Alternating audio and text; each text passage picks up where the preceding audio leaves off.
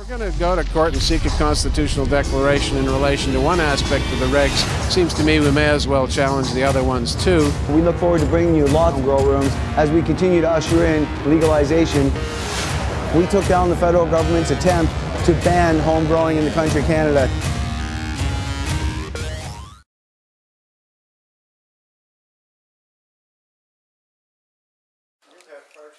Okay, that's great to know. That because my colleague across the way did bring up a really important thing about credibility. I think when you're talking about youth use of marijuana, we need to be honest. We need to show the science behind it. That's one of the challenges I have with the government's approach to this bill, because they're saying they have to legalize because they want to decrease youth use, and the evidence we're actually seeing a committee here. Colorado, Washington, that's not the case. So what we realize, the government's going down this route. We'd like to make the bill as best as we possibly can, the best bill for Canadians, to look after the health and safety of Canadians. So I was wondering, with your understanding of the bill, what do you think the federal government needs to address youth use in marijuana? Do you think that this bill is the answer to solving the high usage amount amongst our use, or do you think there has been a lack of certain things that need to be put into this bill? I know I talked a little bit about the educational lacking, the data collection, the tools in the toolbox to get kids into some type of treatment. We really would like your advice, and I'm going to just like to go from the panel from Dr. Barakat across. If you could help us make this a better bill in those ways, it'd really be helpful. I just see the bill as an opportunity to finally get out the information about cannabis and to dispel the myths that exist that it's a harmless substance, especially at the moment when we have already legalized medical use and people automatically draw the conclusion that, well, all cannabis is the same, it's good for your health. See, so, I mean, we need to educate people. People just don't understand. You know, when I see an old lady of 80 years old with rheumatoid arthritis and I put her on cannabis oil with a bit of THC, she's horrified until I explain, you know, and then she's surprised when she comes back and she's no longer using painkillers. Well, we know prohibition doesn't work, so I think, you know, we need to do something else. And I think that getting to the root cause is one of the solutions, but also it's to take away break down those myths. You know, when kids say to their parents, well, it's just a natural plant, Mom, you know. Well, that's when the parent has to say, well, so's poison ivy. You know, not every natural plant is good for you. And so we just got to make that evidence-based so that they understand that it's not a harmless drug. There are consequences, and so that the kids have to make those informed decisions. If we're going to make it 18, they're old enough to vote, to smoke, to drink, to drive a car, and borrow money for a house, then, you know, even though their judgment's not totally fully developed, that's why we got to build up with them the information so that they feel they're going to make a smart choice. CCSA was fortunate to visit Colorado and Washington State a couple of years ago to really hear from the colleagues to the south what were some of their experiences and lessons learned. And I know you heard from some of those witnesses yesterday.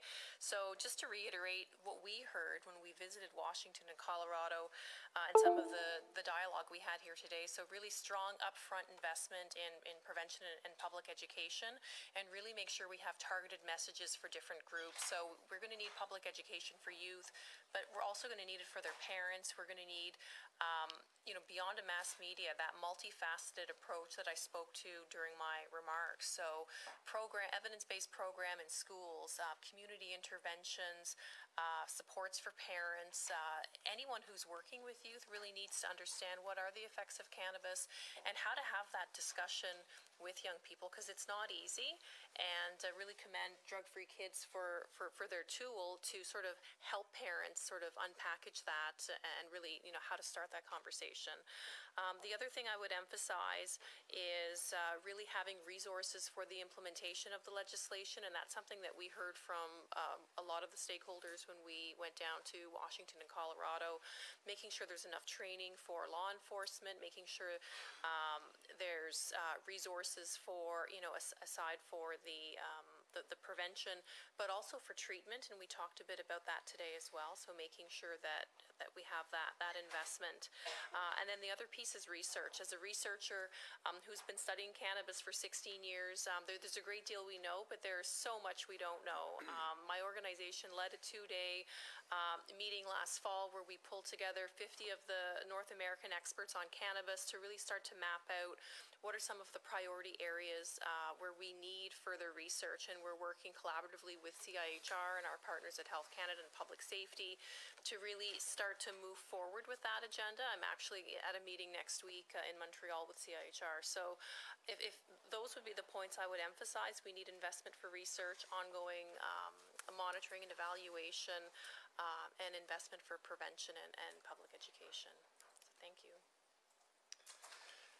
I don't want to repeat everything my colleagues just said, but it's not part of our Institute's mandate to recommend anything else other than what we've already recommended during our comments about C45. But if I want to go beyond this a bit, perhaps to ask you to introduce in the bill provisions that to make sure there's no for-profit distribution in Canada. But this goes beyond our jurisdiction at the Institute, but in Quebec we recommended everything we can do possible to make sure that there's no profit systems that's in place based on tobacco and alcohol. We've seen what's happened on public health, and everything we can do to limit market or even get rid of it altogether is very important. I would also like to add that since you mentioned Colorado, what they observed, the increase they saw there goes back to 2009, before pot was legalized in 2014. So non-medical cannabis was legalized in 2014. So the data you mentioned goes back to prior 2009, before this time. And there's other reports that say that it's not the change in legal status that leads to a rise in use, it's marketing. So whether you decriminalize it, as was the case in Europe, or you legalize it for non-medical uses, you have to bear this in mind.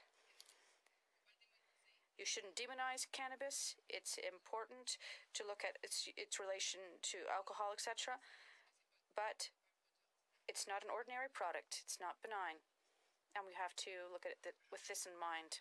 Compliment you, Dr. Carey. You're learning from Mr. Davies. Mr. Davies. Thank you. 5 minutes.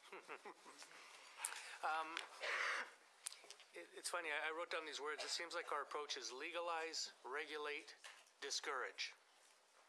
That seems to be the general approach that we're having to this, which I think is appropriate given everything we're hearing. But I want to come at from the other point of view. You know, there's this phrase that if you're out of step with the Army, maybe it's not the Army. And I'm just wondering if we could spend a moment on some of the reasons that millions of Canadians do use cannabis responsibly. And so I'm thinking, much like some Canadians on a Friday night go home and they have a beer or two, or they enjoy a couple glasses of wine, there are clearly millions of Canadians who use marijuana because it's pleasurable. Or maybe it helps them deal with some pain. And these are the words of Dr. Neil Boyd, who was here the other day. I think that's a reality of why people use it. And there are millions of people who do not experience the negative impacts that we're describing. They don't experience psychosis. They don't lose their jobs. They're not, getting into car accidents. So I'm just wondering, we haven't spent any time on that aspect of how the education component of government policy as we go to legalize this product. Do we run the risk of losing credibility if we don't acknowledge some of that? I'm sorry, I don't really have a cogent question to put that in, but I'll just throw that out for your consideration and comment. Anybody who'd like to. On traite les substances. We treat psychoactive substances differently. For alcohol, we admit that there's some pleasure involved.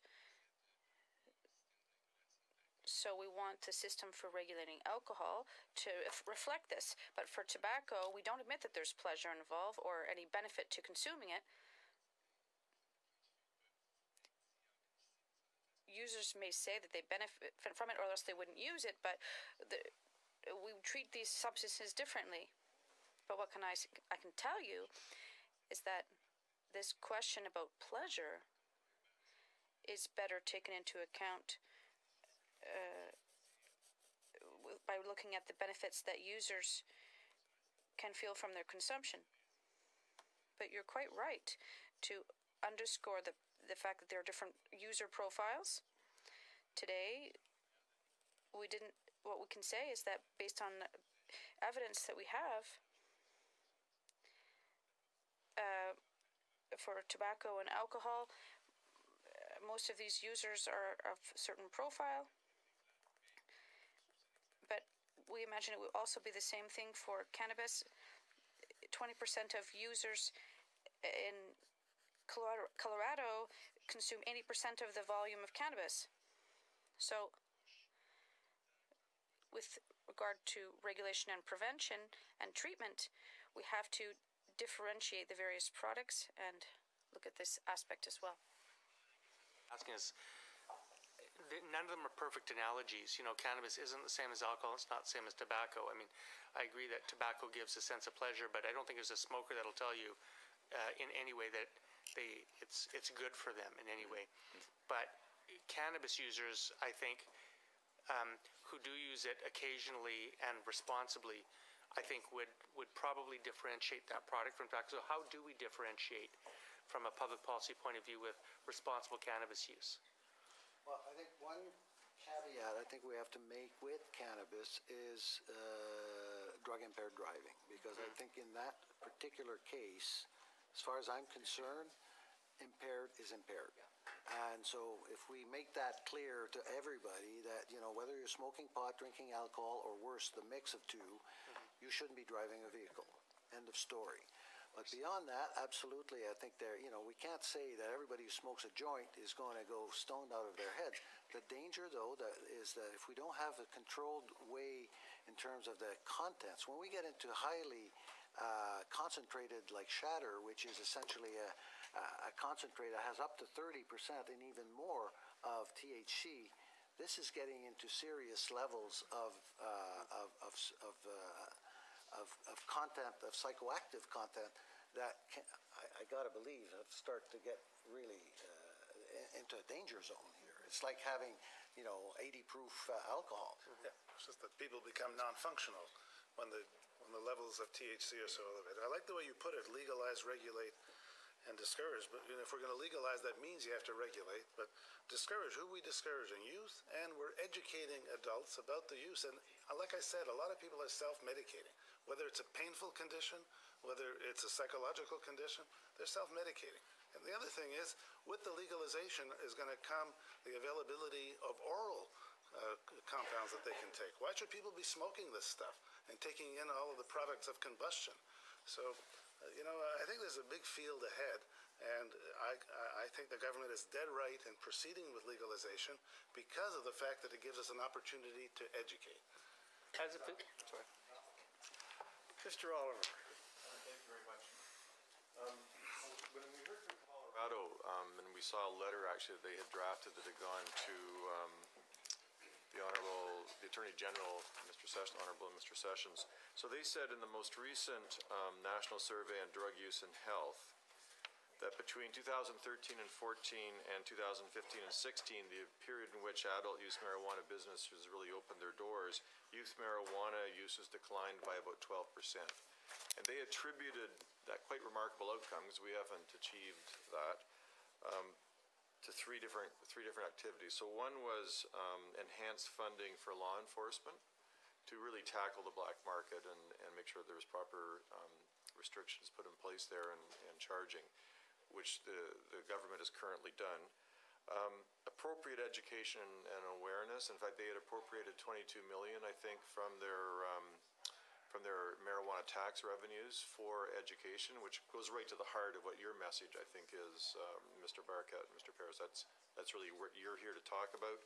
And then the third was strict regulatory provisions to prevent youth use, including age verification requirements, point of sale age, and prohibitions on advertising, packaging, and products. So when I asked them, was there a magic bullet in those three sort of tiers of activity, was there a magic bullet? And they said no, they were all really important to getting that youth utilization rates dropping. So I know you're here primarily to talk about the importance of education and health promotion message.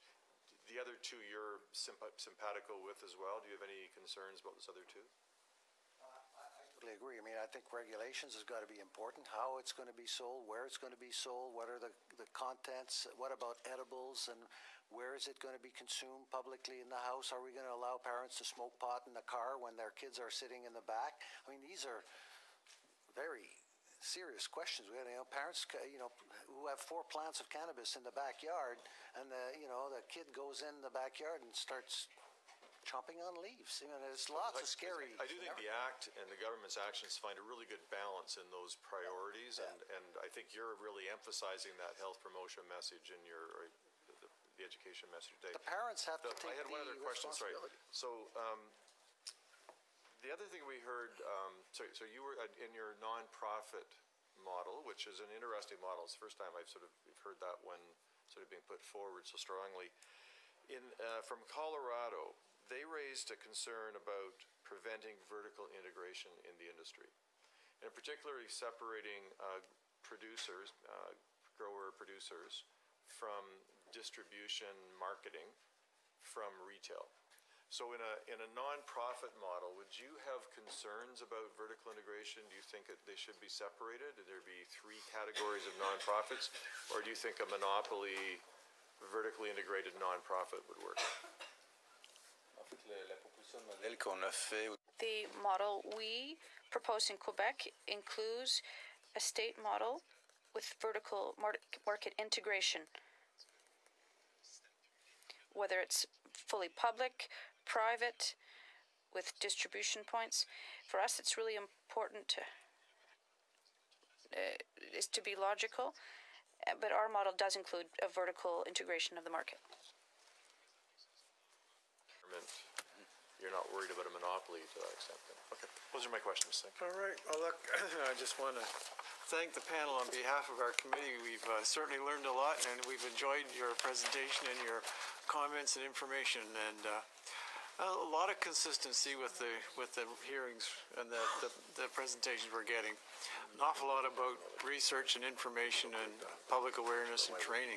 Anyway, again, I just want to thank you on behalf of the committee for taking the time to do this and sharing your experience. We're going to suspend and return at 4 o'clock.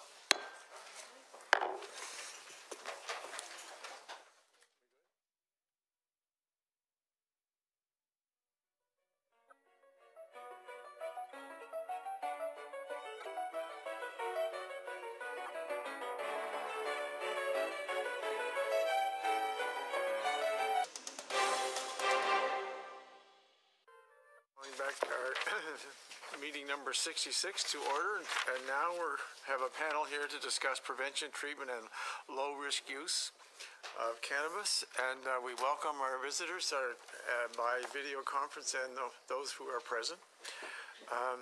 I'll just go through an introduction. As an individual, we have Gabor Mate, retired physician, on video conference from British Columbia, and there we are.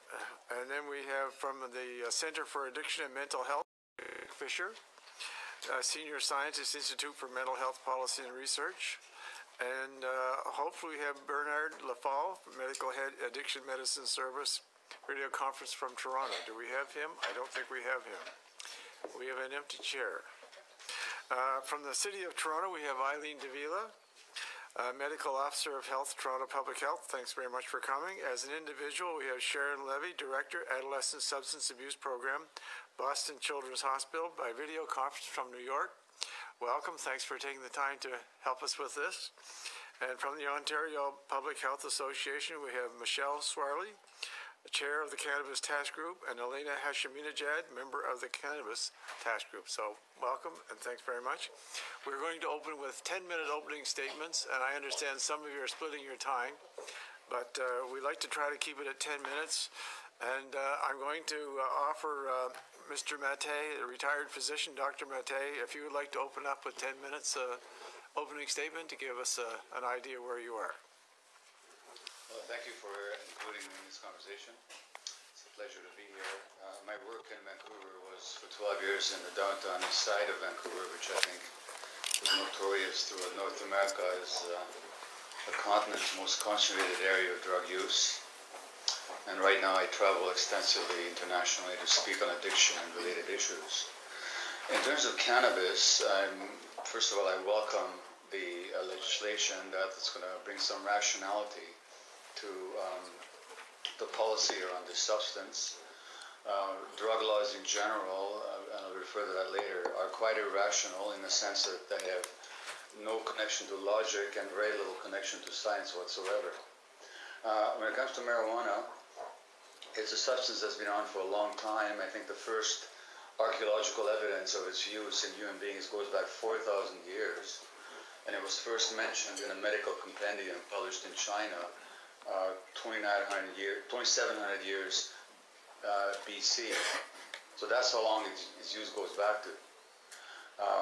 In modern times, it was well known to the British in India, where a physician studied it and found it to be helpful in tempering nausea, in relaxing muscles, and in treating pain. And as a matter of fact, Queen Victoria herself was prescribed marijuana for menstrual cramps. So the medical use of the substance and what you might call its recreational use goes back a long time. In terms of its addictive potential, it's just a misbelief that the plant is either in itself addictive or that it's a gateway plant for other addictions. If there's a gateway substance to addictions, it's tobacco, because most people end up addicted to anything, use tobacco first. But it's not a question of gateways. The fact about any substance, whether it's marijuana, whether it's heroin, whether it's alcohol, whether it's food, whether it's stimulants like cocaine, is that most people who try them even repeatedly never get addicted. But a minority will. So the question always becomes, is the substance addictive? The answer is yes or no. In itself, nothing is addictive, and yet potentially everything is addictive.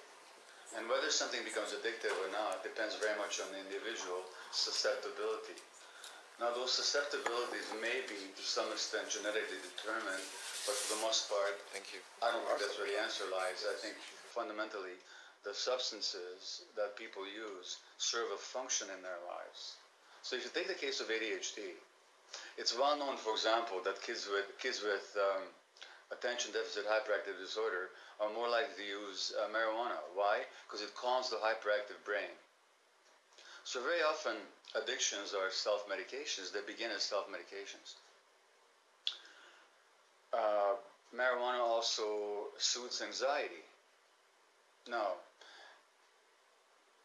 does that mean therefore it's benign? Not necessarily, because some people will start to self-medicate and they start using it to the point that now it creates a problem in their lives. Now it's an addiction. So the question of a substance being addictive is not to do with the substance itself, but whether or not a person uses them to the degree that creates negative impact on their lives.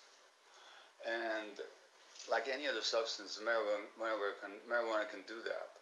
So it's neither true that it's addictive, nor is it true that it's not addictive. Again, it's a very individual matter. And the question is, how do we approach that? Well, first of all, we have to approach it rationally. This may be shocking or surprising to non-medical personnel, but legal substances like tobacco and alcohol are medically far more harmful than almost any of the illegal substances. For example, if you take 1,000 people who are heavy smokers or heavy drinkers and compare them to 1,000 people who use heroin in a non-overdose amount every day, and you look at those people 10, 15, 20 years later, there's going to be much more disease and death in the alcohol and tobacco users than amongst the heroin users.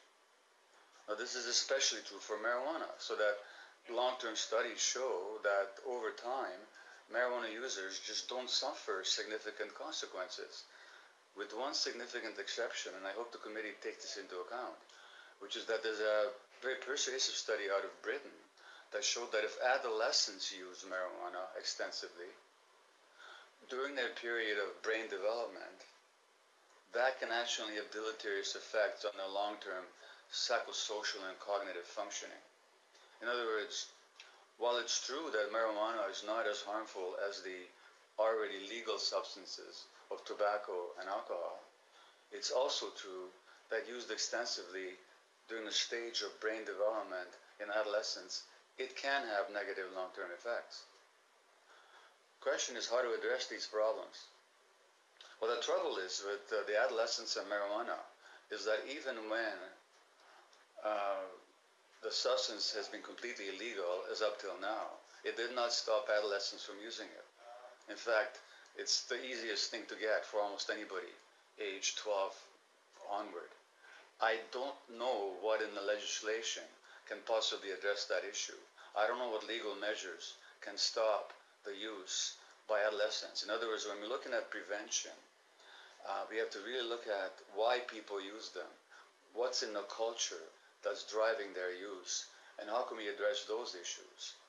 And unfortunately, when it comes to drug prevention strategies, the idea of telling kids that stuff is bad for them just doesn't work. And the reason it doesn't work is because the kids that are listening to adults are not at risk. And the kids who are really at risk are not listening to adults. So the real issue is, how do we create conditions in our homes and in our schools where children will actually listen to what adults have to tell them? Because without that connection, that trust on the part of the adolescent, they will simply listen to their peer group far more closely than to the adults.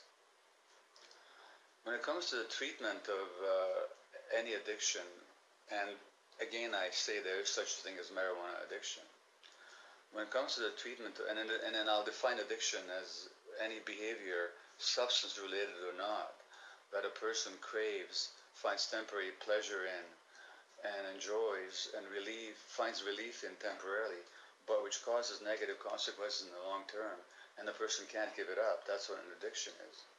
And when it comes to treating any addiction, simply trying to address the addiction itself is inadequate, because there's always a reason why people use a substance or people engage in a certain behavior. And when you ask somebody, why do you use marijuana? Well, it makes me more relaxed. When you ask somebody why do you use heroin, because I don't feel emotional pain. In other words, the real problem is not the use of the marijuana or the heroin. The real problem is the emotional pain the person is having. The real problem is the overwhelmed state of their brain. In other words, the addictions are always a secondary attempt to solve a problem. And addiction treatments, which for the most part, I have to say, in this country, don't address the real issues. Addiction treatment, for the most part, address the behavior of addiction, but not the underlying causes of it, not the underlying purposes that the individual finds in the behavior. Those treatments will be insufficient. And so that when it comes to prevention, I think we have to look at what conditions in this society promote substance use in large numbers. What is it that's making, if you look at the statistics for our children, the number of kids who are anxious and depressed, alienated, troubled, diagnosed with this, that, or the other is going up and up and up all the time, and every year the statistics are more and more dire. That's the real issue. The drug use then is a secondary phenomenon. It's those primary issues. of what's in our society that's driving the mental discomfort of our youth. That's what we have to address. And those are broad social questions. When it comes to treatment, then it's, again, how do we address the trauma and the stress and the emotional distress of individuals who then use substances to soothe those factors. So again, we have to look into causes rather than just behaviors. I don't know where I stand with my 10 minutes. I'd like to bring it to a close. I want to say only that I'm encouraged by Parliament's willingness to take a rational perspective towards something that our attitude has been completely unscientific and irrational. I just really hope that the same open-mindedness and willingness to be realistic will at some point very soon be extended to drug policy in general, because all the irrationality that has characterized marijuana policy in this country for decades still characterizes opiate policy, for example. And the current epidemic of opioid overdoses could be addressed very effectively, for example, but only if we take science and experience into account, and if only if we actually look at the evidence. And some years ago I was asked to speak to a Senate committee on an omnibus crime bill, and I said to the honorable senators that as a physician, I'm expected to practice evidence-based medicine, and that's a good thing. And I wish only for Parliament, when it comes to drug laws, that you would practice evidence-based politics. Because the evidence internationally is that the current approaches to drug use in general not only do not work, they make the problem worse. And so, thank you again for your attention. I'm very encouraged by this moving forward, and I hope there'll be more to follow. Thank you.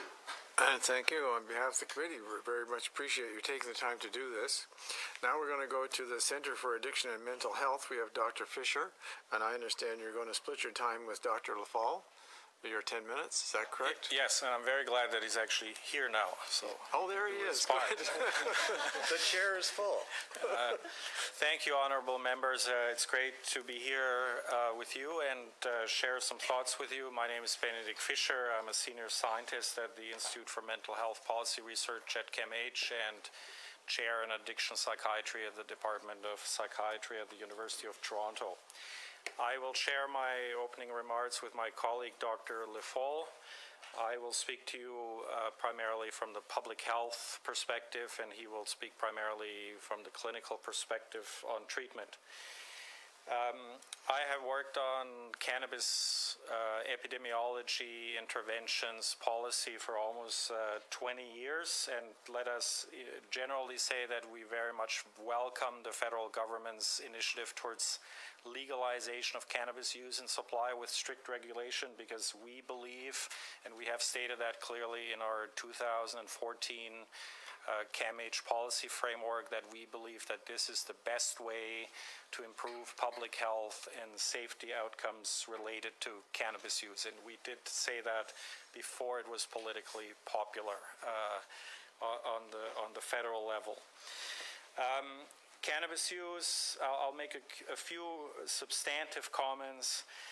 Cannabis use is not benign in terms of health risks. Cannabis use is associated with a number of different acute and chronic health risks. I will not repeat those. They're very well documented in the scientific literature. This is a panel on prevention and treatment interventions. I'll elaborate a little bit on the prevention side.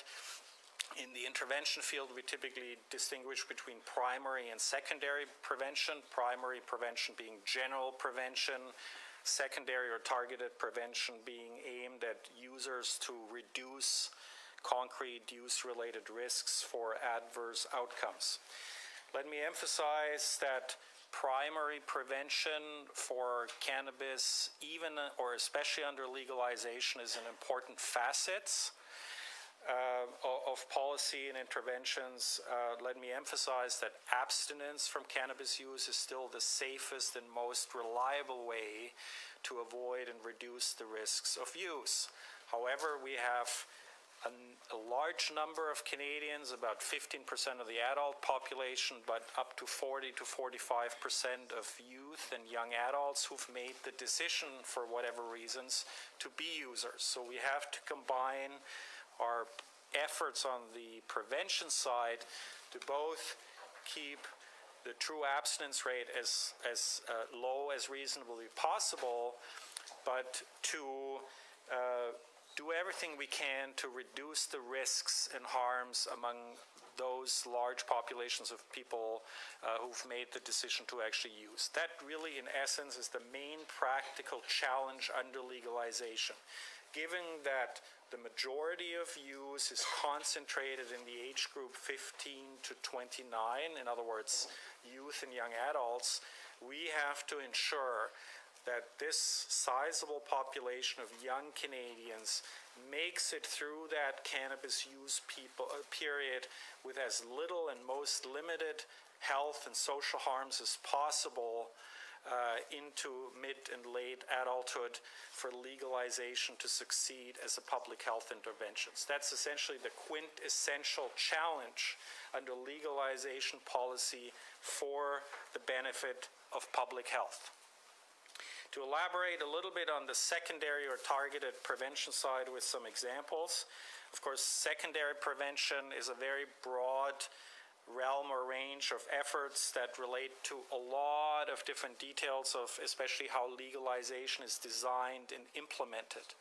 In other words, things like what do we sell, where do we sell, who do we sell to, how do we control contribution, but also things like avoiding promotion and advertising, pricing policy, all those kinds of aspects of the organization of legalization as it is enacted, as we know very well from data from alcohol and tobacco policy, are extremely powerful levers in terms of the risks and harms that we want to avoid. So a lot of these details, or the devil that is in those details, is very relevant to the kinds of outcomes that legalization policy will produce and entail. I'll just give a couple of examples. So what will be extremely relevant for those kinds of risks and harms is what products are sold. We should avoid selling high-risk products, high-potency products. At the same time, things like edibles should be allowed because they bear the potential to reduce important, for example, smoking-related harms. We should categorically not allow any kind of commercialization through advertising or promotion that leads to higher use and higher harms, as we know from alcohol and tobacco. We should keep distribution in public hands or public monopoly hands. Pricing and taxation is enormously important, but not in a static way. But it needs to be flexible so we can adjust to organized demand and supply. And I'm personally concerned about restricting cannabis use and potentially production through home growing to private homes. It's not in the good interest of public health. Finally, there's also the potential to reduce risks and harms among cannabis users through behavioral choices they make. That's exactly the conceptual basis of the lower risk cannabis use guidelines that we launched in June from an international committee of scientists, published in the American Journal of Public Health, endorsed by the Federal Minister of Health and 5 leading national health organizations. This is one ready tool for targeted prevention among users as part of a comprehensive prevention strategy that we're happy to help with. I'll hand it over to my colleague, Dr. Le Foll, to speak on issues of cannabis disorder and treatment. Thank you, Benedict. Dear honorable members, thanks for the opportunity to talk about treatment of cannabis use disorder. As a way of introduction, I am a clinician scientist. Sorry? No. I'm a clinician scientist working at the Center for Addiction and Mental Health, so I practice in addiction medicine. And I have done research on impact of cannabis doing studies on cannabis administration in human subjects, but also clinical trials studying treatment approach for cannabis use disorder. I would like to start by describing the variety of clinical presentations that we can see. We can have subjects presenting for cannabis intoxication. So the symptoms there will be euphoria, but it can be also tachycardia, altered judgment, sometimes psychiatric complication associated with intoxication. I'm talking here primarily of anxiety symptom and psychosis symptom. There is no overdose associated with cannabis, so it's much less risky than opioid, as an example, that can lead to death. There is also very clear symptoms that can occur when a subject discontinue exposure to cannabis after regular prolonged use. So there is a very typical cannabis withdrawal syndrome that has been described. It presents with anxiety, dysphoria, sleep disturbance, irritability, anorexia. So cannabis withdrawal can be distressing in an individual, but it's not life-threatening here again. And, but we know that experiences cannabis withdrawal symptom makes cannabis cessation more challenging and is associated with higher risk of relapse. But as mentioned before, the main challenge is the loss of control over the use that can develop in a fraction of users, so that's called the addiction problem. So currently in the field we are defining this as cannabis use disorder, and cannabis use disorder is characterized by a pattern of cannabis use that causes clinically significant distress or social impairment.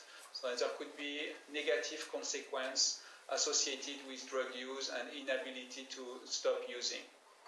So previously the field was using the terminology of abuse and dependence, dependence being the more severe form of addiction here.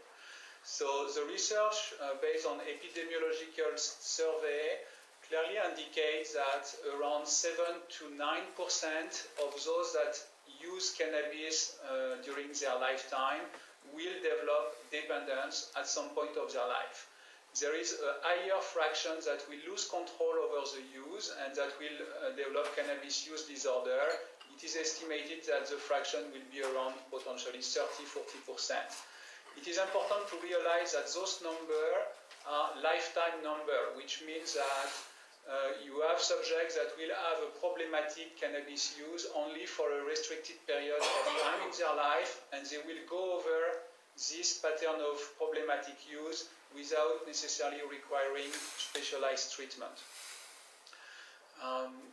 But it is currently seen as a growing problem because we see more and more people coming in addiction treatment that request specifically treatment for cannabis use disorder, but also that have cannabis associated with their addiction. I would like to make it clear that at this point of time, the number of subjects coming for addiction treatment with cannabis use disorder as the main reason is very small compared to the number of subjects that seek treatment for alcohol or opiate. In terms of treatment, so treatment of cannabis use disorder can be performed in an outpatient setting, but sometimes patients can be treated inpatient or in residential treatment, but usually that is more for the subjects that have concurrent psychiatric issue or polysubstance use.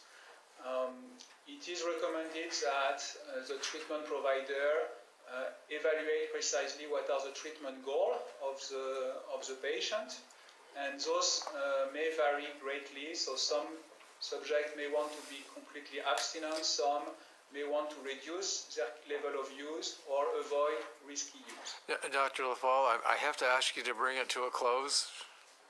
Your time is up. Okay. I'm sorry, but I have to do that. Could you just bring it to a close? Sure. So Thanks. we have mostly at this point of time interventions that are effective, and those are psychosocial intervention. It's mostly cognitive behavioral therapy and motivational enhancement therapy. So analysis of the literature indicate that those are the most effective treatment approach.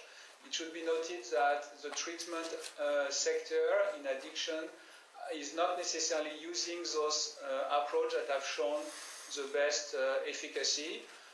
There is currently research done on pharmaceutical treatment for cannabis use disorder.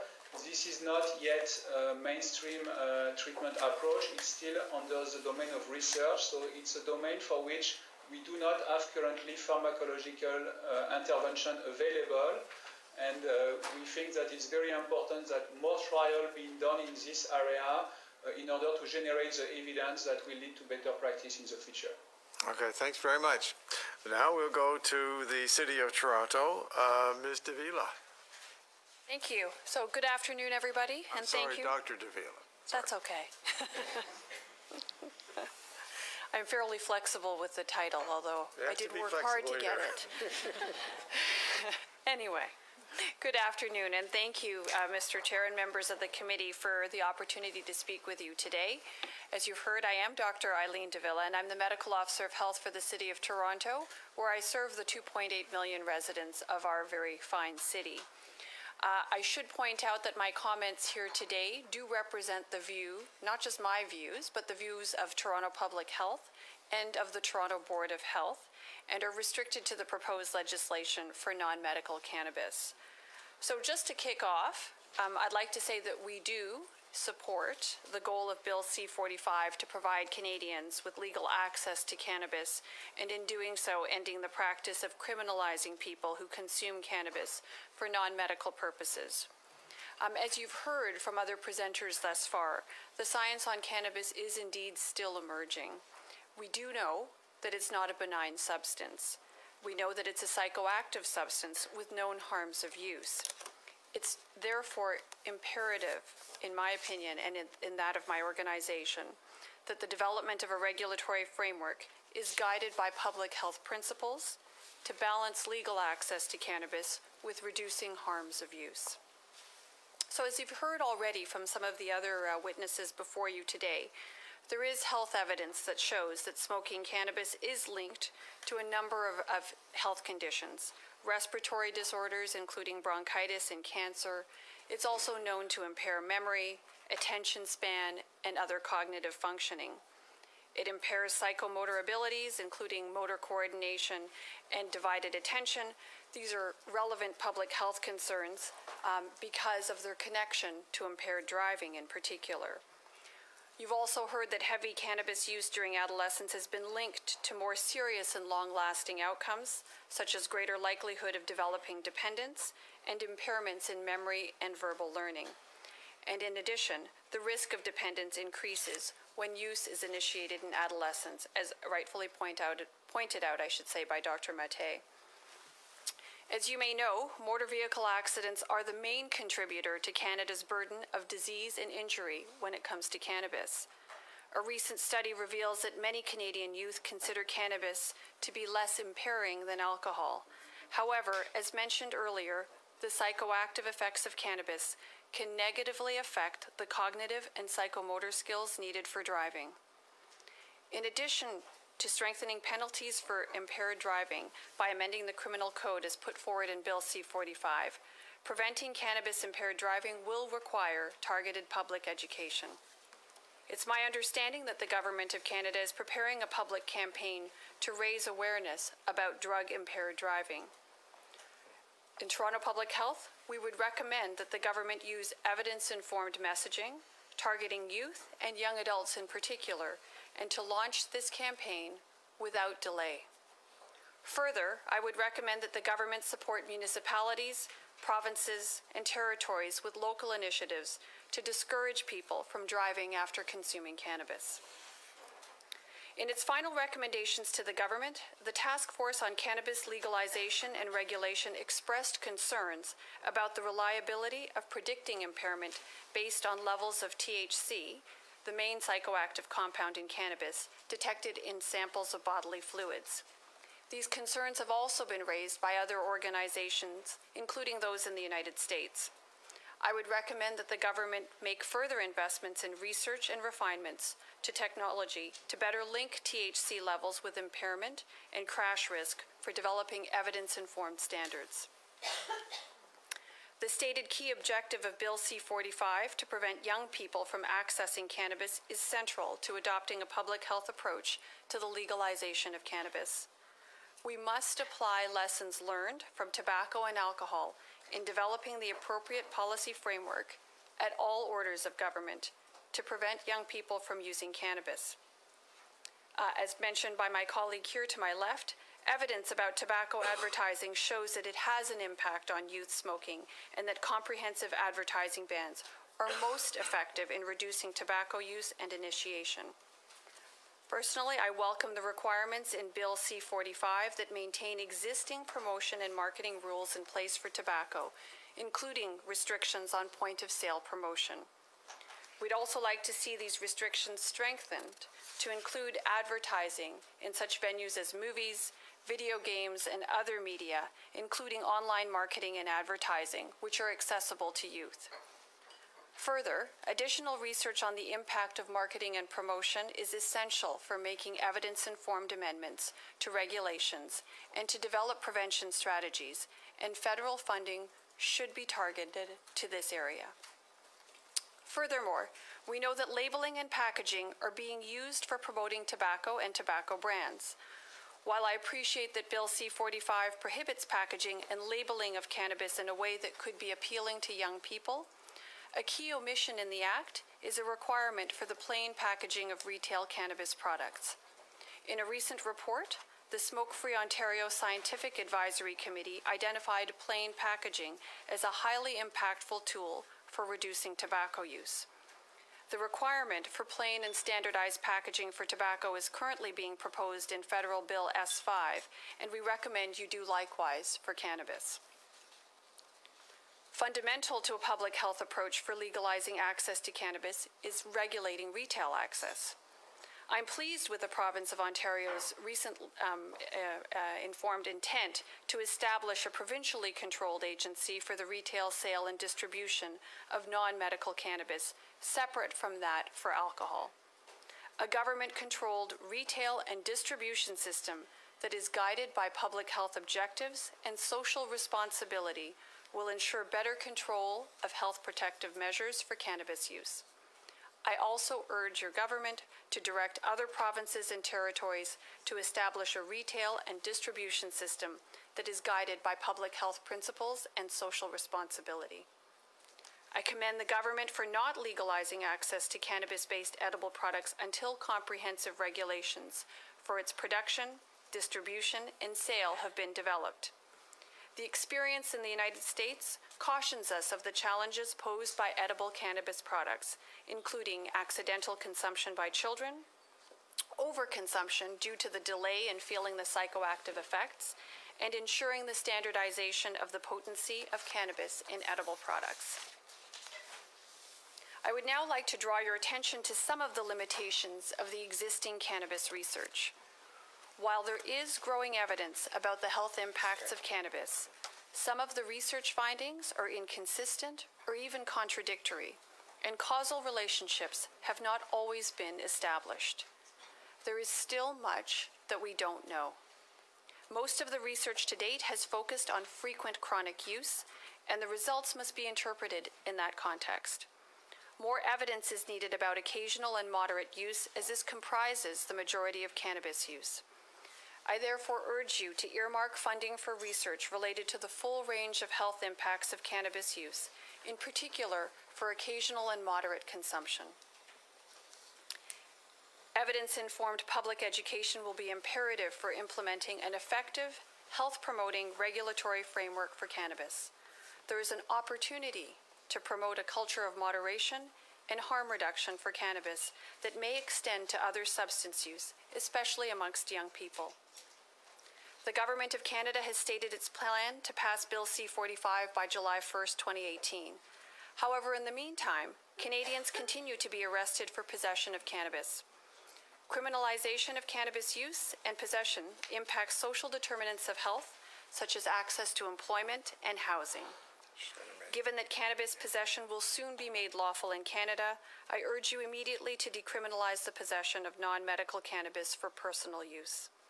In closing, I would like to reaffirm that Toronto Public Health supports the stated intent of Bill C-45 and recommends strengthening the health-promoting requirements in the bill. I appreciate the complexity of building a regulatory framework for non-medical cannabis.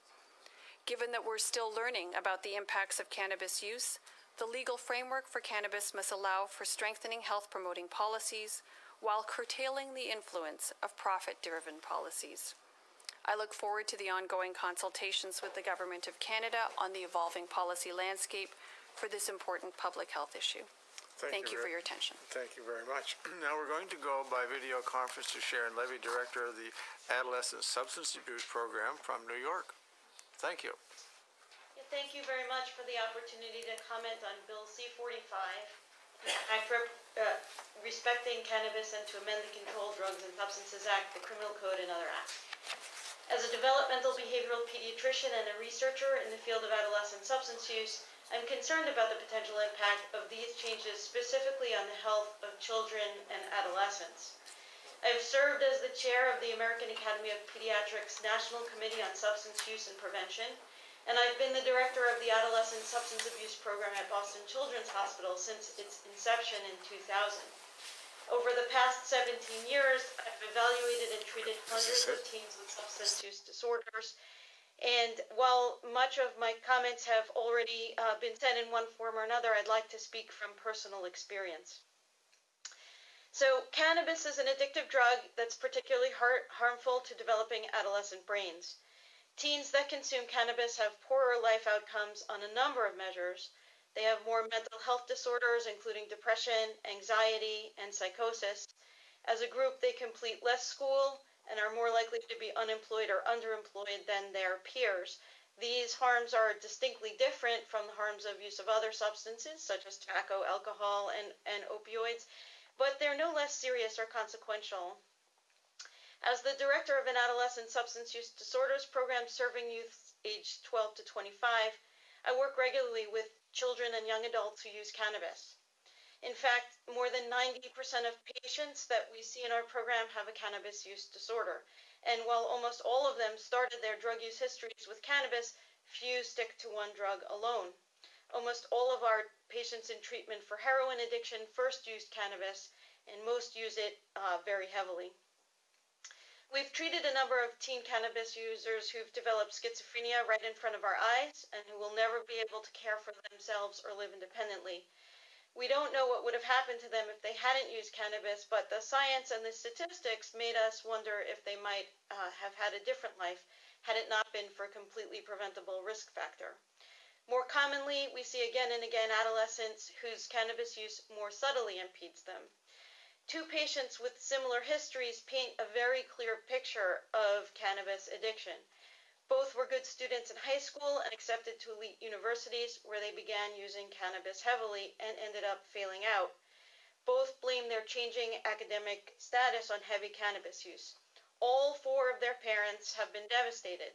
One of the fathers confided about adjusting to his own hopes and expectations for his son. A few short years ago, he had envisioned his son becoming a successful professional. Now, he simply hopes he'll be able to function well enough to support himself. The list goes on, with many adolescents that I care for falling short of their own educational goals, underemployed, and struggling with mental health disorders while their families watch and wonder about their future. Bill C-45 would prohibit the sale or marketing of cannabis to adolescents and younger adults under the age of 18. And legalization is often proposed as a mechanism to reduce youth access by taxing and regulating cannabis, raising the price, eliminating the black market, and making shop owners gatekeepers. This approach has failed with other substances in the past. Marketing restrictions have historically been of limited utility when tested against the potential for substantial profits. While it's illegal for tobacco companies to market cigarettes to children, the familiar story of Joe Camel is a good example of how pernicious advertising can be. In the U.S., the experience in Colorado, which was one of the first two states to legalize cannabis, is instructive.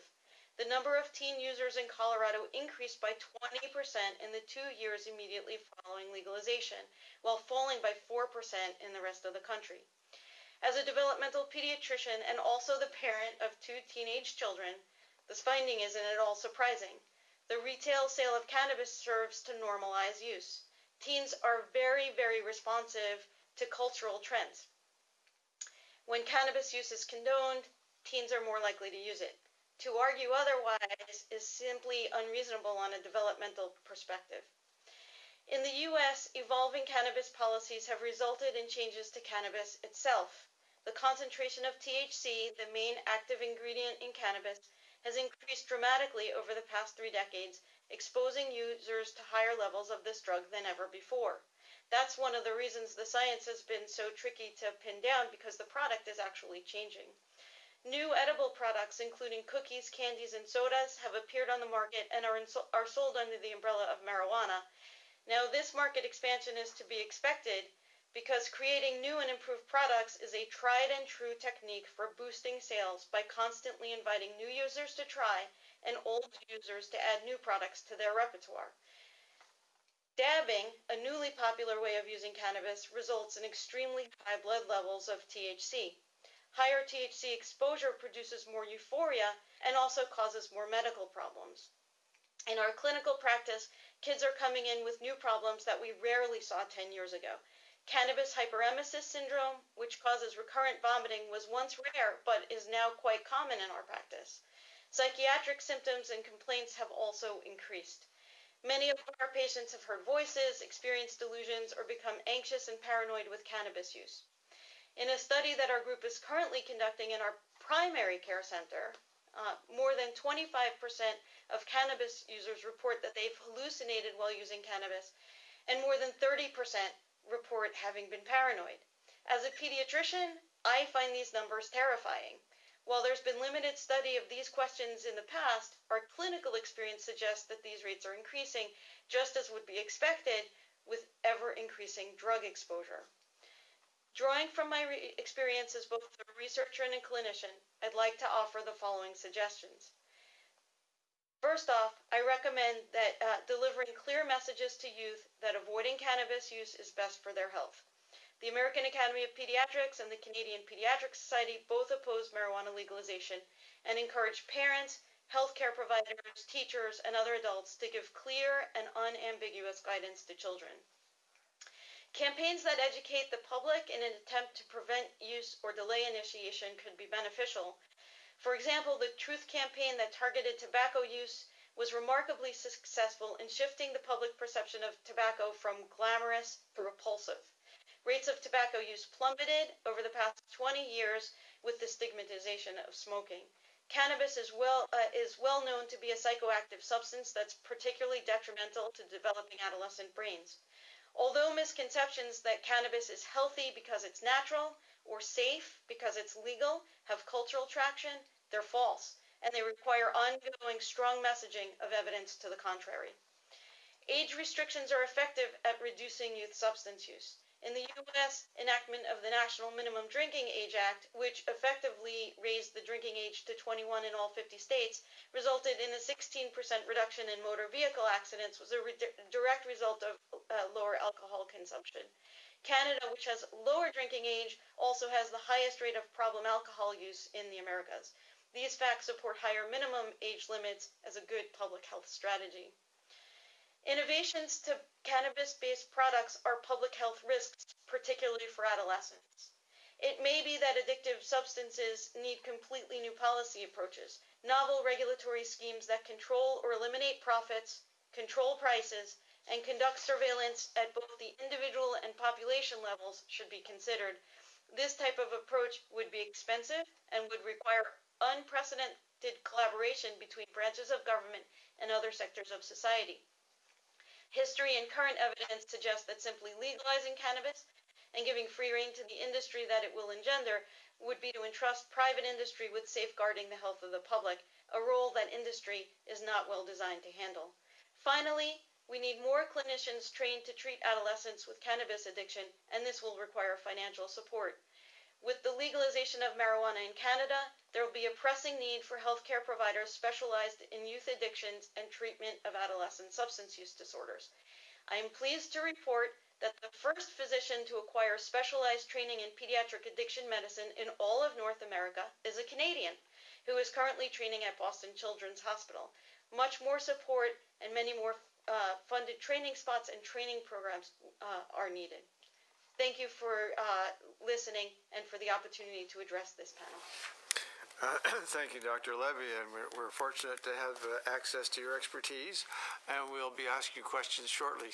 In the meantime, we're going to hear from Ontario Public Health Association, Michelle Sowerly, Chair of the Cannabis Task Group, and Elena Hashiminejad, member of the Cannabis Task Group. So I don't know how you're going to split the time. You're going to split the time? Yes, we are. All right, I'll give you a 5-minute signal when you're 5 minutes in. Oh, we're going to alternate.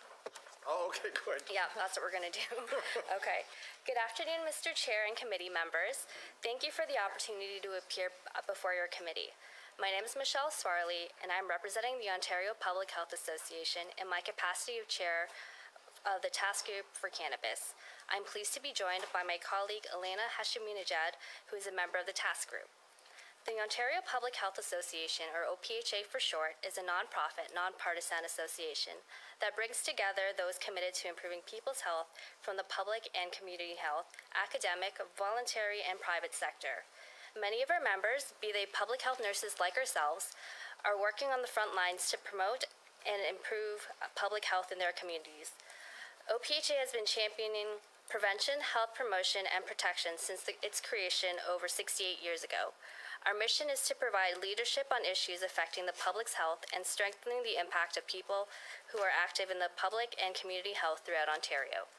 Our task group encourages the federal government to adopt a public health approach to cannabis regulation to allow for more control over the risk factors associated with cannabis-related harms.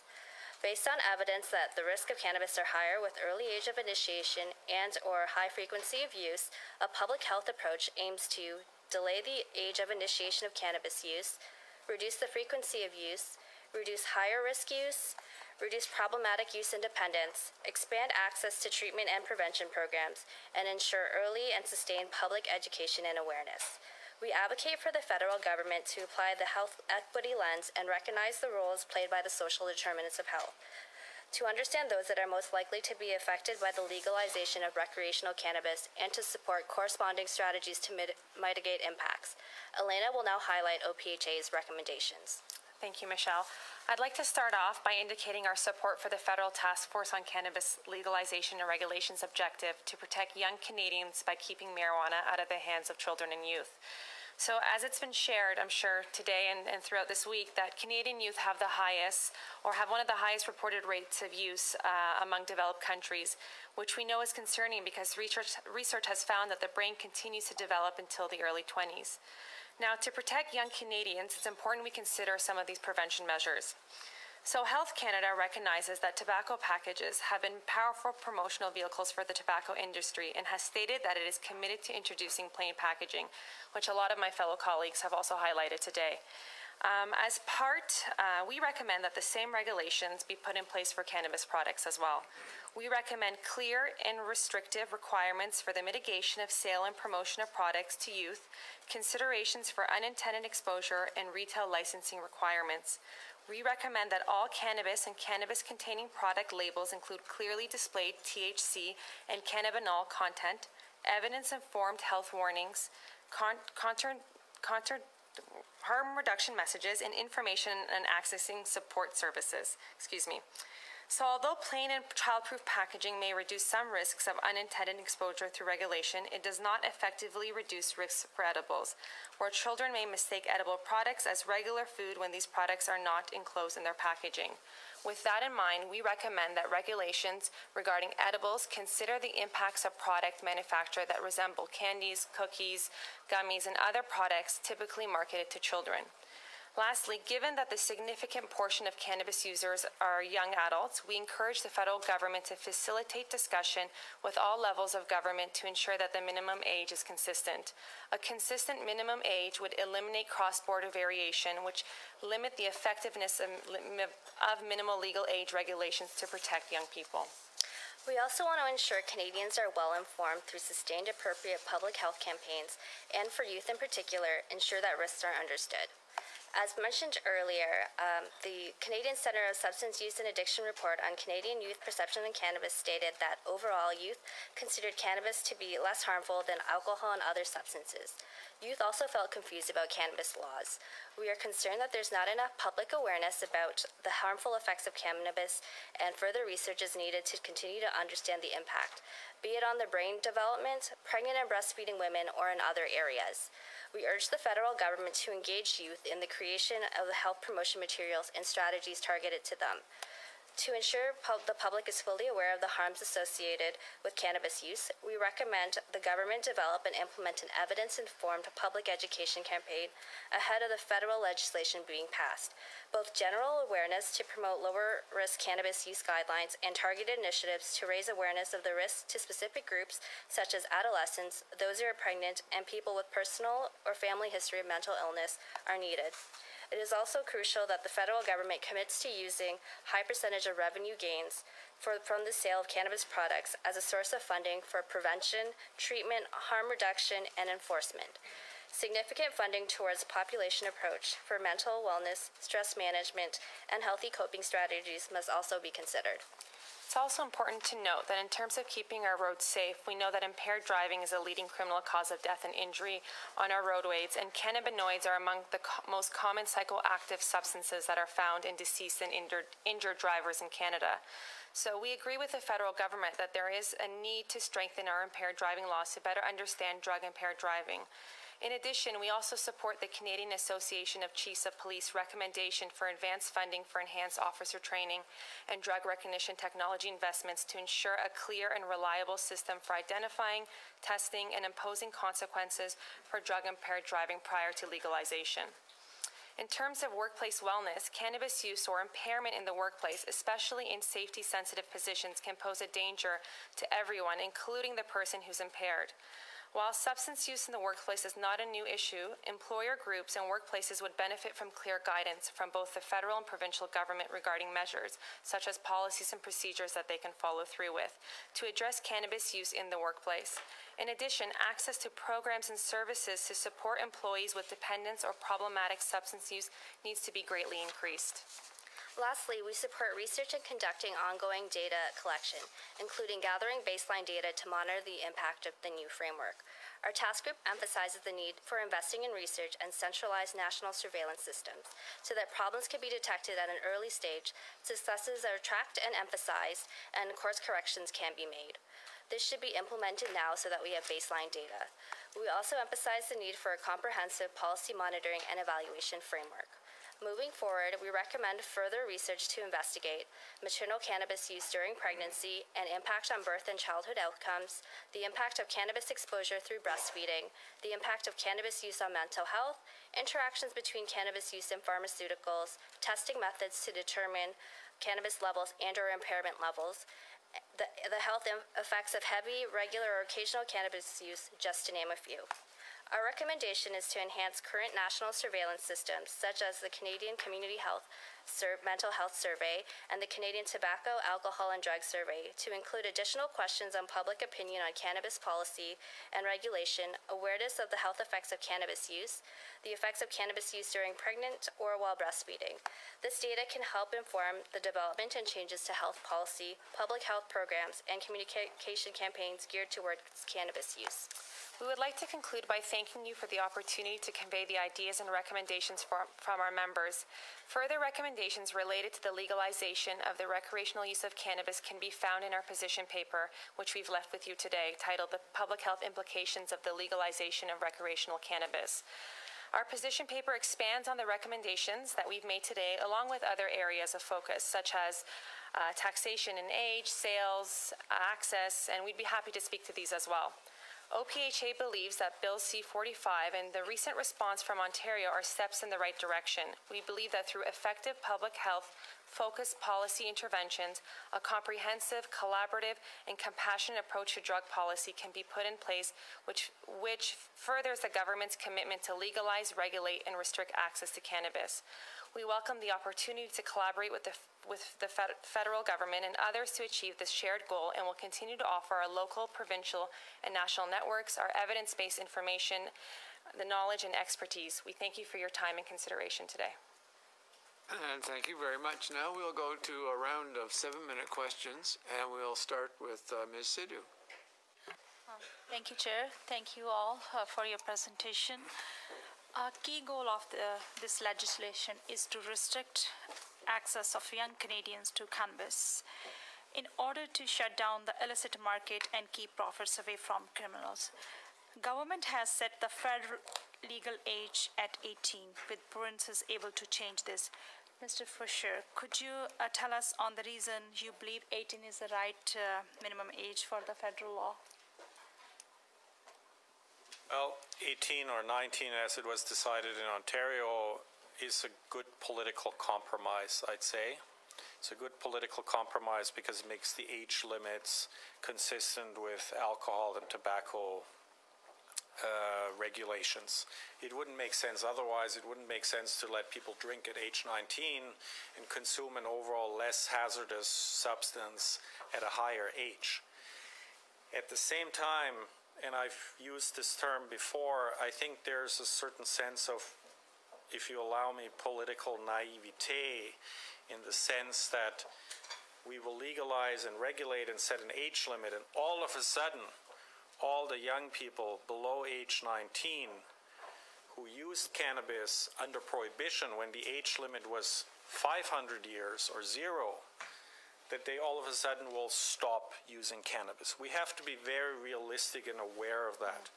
The best we can hope for under the age limit of 19 for people under the age of 19 is that we will have trickle-down beneficial effects to that age group that make their use less risky, less harmful through regulated products, safer distribution, etc., combined with more effective and realistic and evidence-based prevention.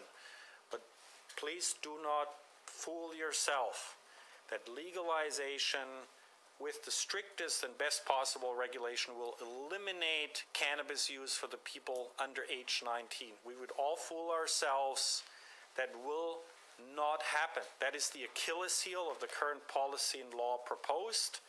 Politically, it wouldn't be more defensible to lower the age limit. I understand and appreciate that, but we have to put everything in motion to reduce the risks and harms of what will certainly be ongoing cannabis use at the highest levels relatively to other populations in the age groups below 19.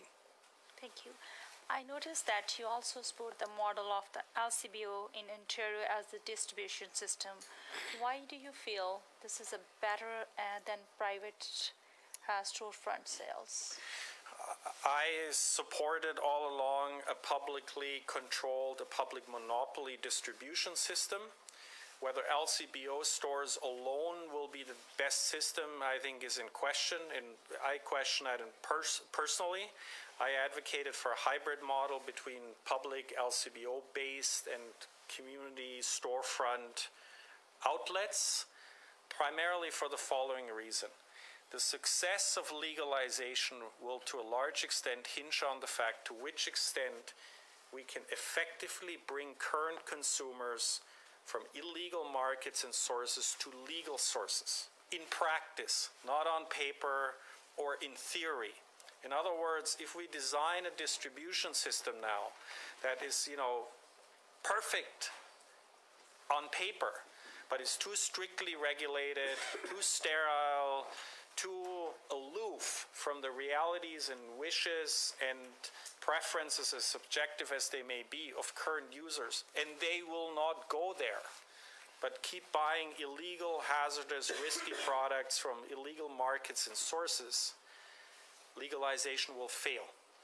It will have succeeded maybe in abstract theory, but it will have failed in practice. This is a crucial hinge variable of the success of this, whether we can bring users, all of them, as many as possible, from illegal markets and sources to the legal markets. And therefore, that part of the equation needs to succeed.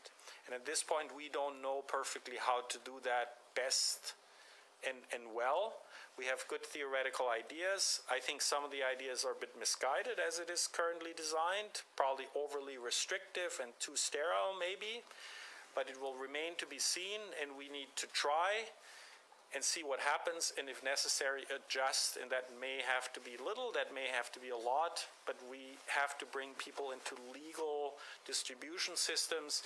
If that doesn't happen, if we don't succeed, legalization to a large extent as a public health venture will fail. Thank you. My next question is to Dr. Davila. Thank you for serving 2.8 million Toronto residents. I noticed that you support the idea that cannabis products should be sold in plain packaging. Could you tell us why you favor this model? So, as I referred to in my remarks, the idea is to borrow from that which we know from other products that are already out there. So there's quite a bit of research with respect to how packaging impacts the uptake and use by youth in particular. So we do know, and I do believe there's good reason to believe, and I think my colleagues just to my right also speak about this within their position, that plain packaging actually, one, allows for the opportunity for appropriate information to be conveyed, but also minimizes the attractiveness to youth. And as we've heard from all of us across the table here, there are particular concerns around initiation of cannabis use in youth, and particularly heavy use in youth, and its long-term consequences. That's where evidence is actually most solid, despite the fact that we know that our understanding, our comprehensive understanding of the health impacts of cannabis is still something that's very much in development.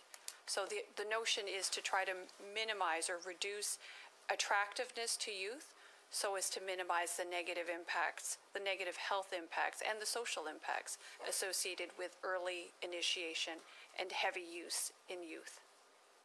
Time's up. Dr. Carey. Thank you very much, Mr. Chair, and thanks to the witnesses. Again, we've had great witnesses here, but so little time to ask you questions. I got so many. Maybe I could start off with Dr. Levy. First of all, thank you very much for participating in this really important committee that we're having here. As a developmental pediatrician and somebody who's on the ground, we really appreciate your input. And I want to ask you a question.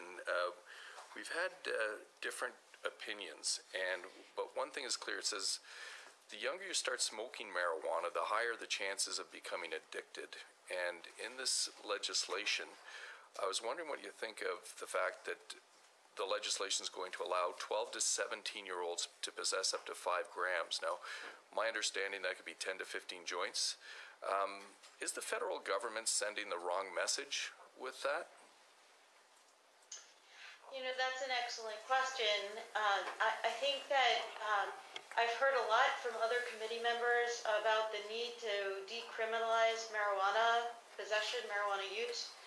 And I think that that's very important. What we don't want to do, because what we know is a failure, is to arrest users, arrest those who are in possession of cannabis and send them off to jail or give them criminal records. That doesn't help anybody, and it doesn't you know, it's a waste of effort, it's a waste of time, it's a waste of money, but it creates also bad consequences down the road. On the other hand, you know, there are ways in which the judicial system can be used as leverage to get people into treatment, and so for underage users, I think there's a tremendous opportunity to really use the opportunity not to arrest them or give them a criminal record or throw them in jail, but to somehow use the opportunity of their possession to have them evaluated, to have them meet one-on-one with a physician or social worker or other health professional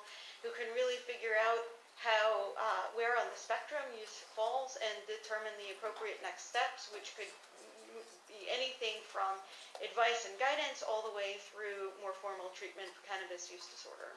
Well, the panel before you asked a similar question to one of the other doctors here, and what's become obvious is this legislation before us really doesn't give those tools. I don't think anybody wants to see a young person criminalized and have that record follow through. But one of the witnesses did say that there should be a way that it will allow the issue to be addressed, and we still haven't come up with any answers there. We're hoping to see, as all of us sit around this table, we want to make it a better bill if the government's going down this route, to see the best we can. There's also controversy over how dangerous is cannabis to young minds. We had, again, the former panel said it is more dangerous because of the cumulative effects for young people. We had Dr. Fisher, and he said that this is a less dangerous substance. I was just wondering, for your opinion, is cannabis less dangerous than alcohol or for youth, or is it more dangerous? You brought up these different things about new disorders, things along those lines. What's your opinion? Right. So I think that each substance has its own profile of consequences and harms, and there's some way that the question is really comparing apples to oranges. So cannabis use very clearly gives problems with mental health disorders and problems in functioning. By the way, those are harder to pick up because typically monitoring systems are picking up things like heart disease and lung cancer, right? That's the classic problems with smoking, and they are not so good at picking up depression or underemployment.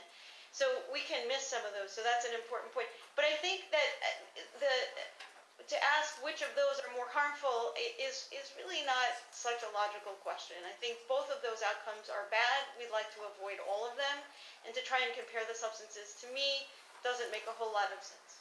Well, that I agree. I think both of them are very significant and very serious, and because youth in Canada have this idea that it's just pot, nothing to really worry about, we really have to get ahead of the education, and I think the current government, they've had 2 years to get out ahead of this, and it's a real lost opportunity, and that's kind of where I want to talk to the OPHA. You mentioned the importance of things like data collection, and again, in this bill, we're trying to make it a better bill. And we've had witnesses say data collection should be ongoing now. And this bill, I don't think, even addresses it. I don't even see anything moving forward for data collection and helping out the provinces and municipalities on how to do that. You talked about education. And again, what a lost opportunity. They've had 2 years to do that. We had a private organization talk about what they're doing. And the government's put forward, I think, $9.5 million over 5 years for Canada. Now we had Colorado, $10 million for a population per year, for a population of 5 million people. Washington, $7 million for 7 million people.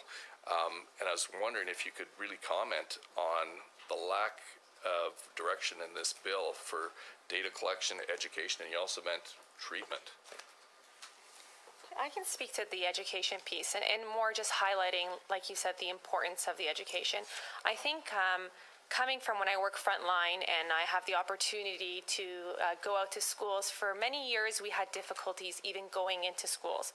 So I think the fact that we are moving towards this has brought the attention to even allow us to begin talking about this substance, because it's not, I mean, for us that work in frontline, it's not that we haven't attempted to, but there's always been a barrier because it's been an illegal substance.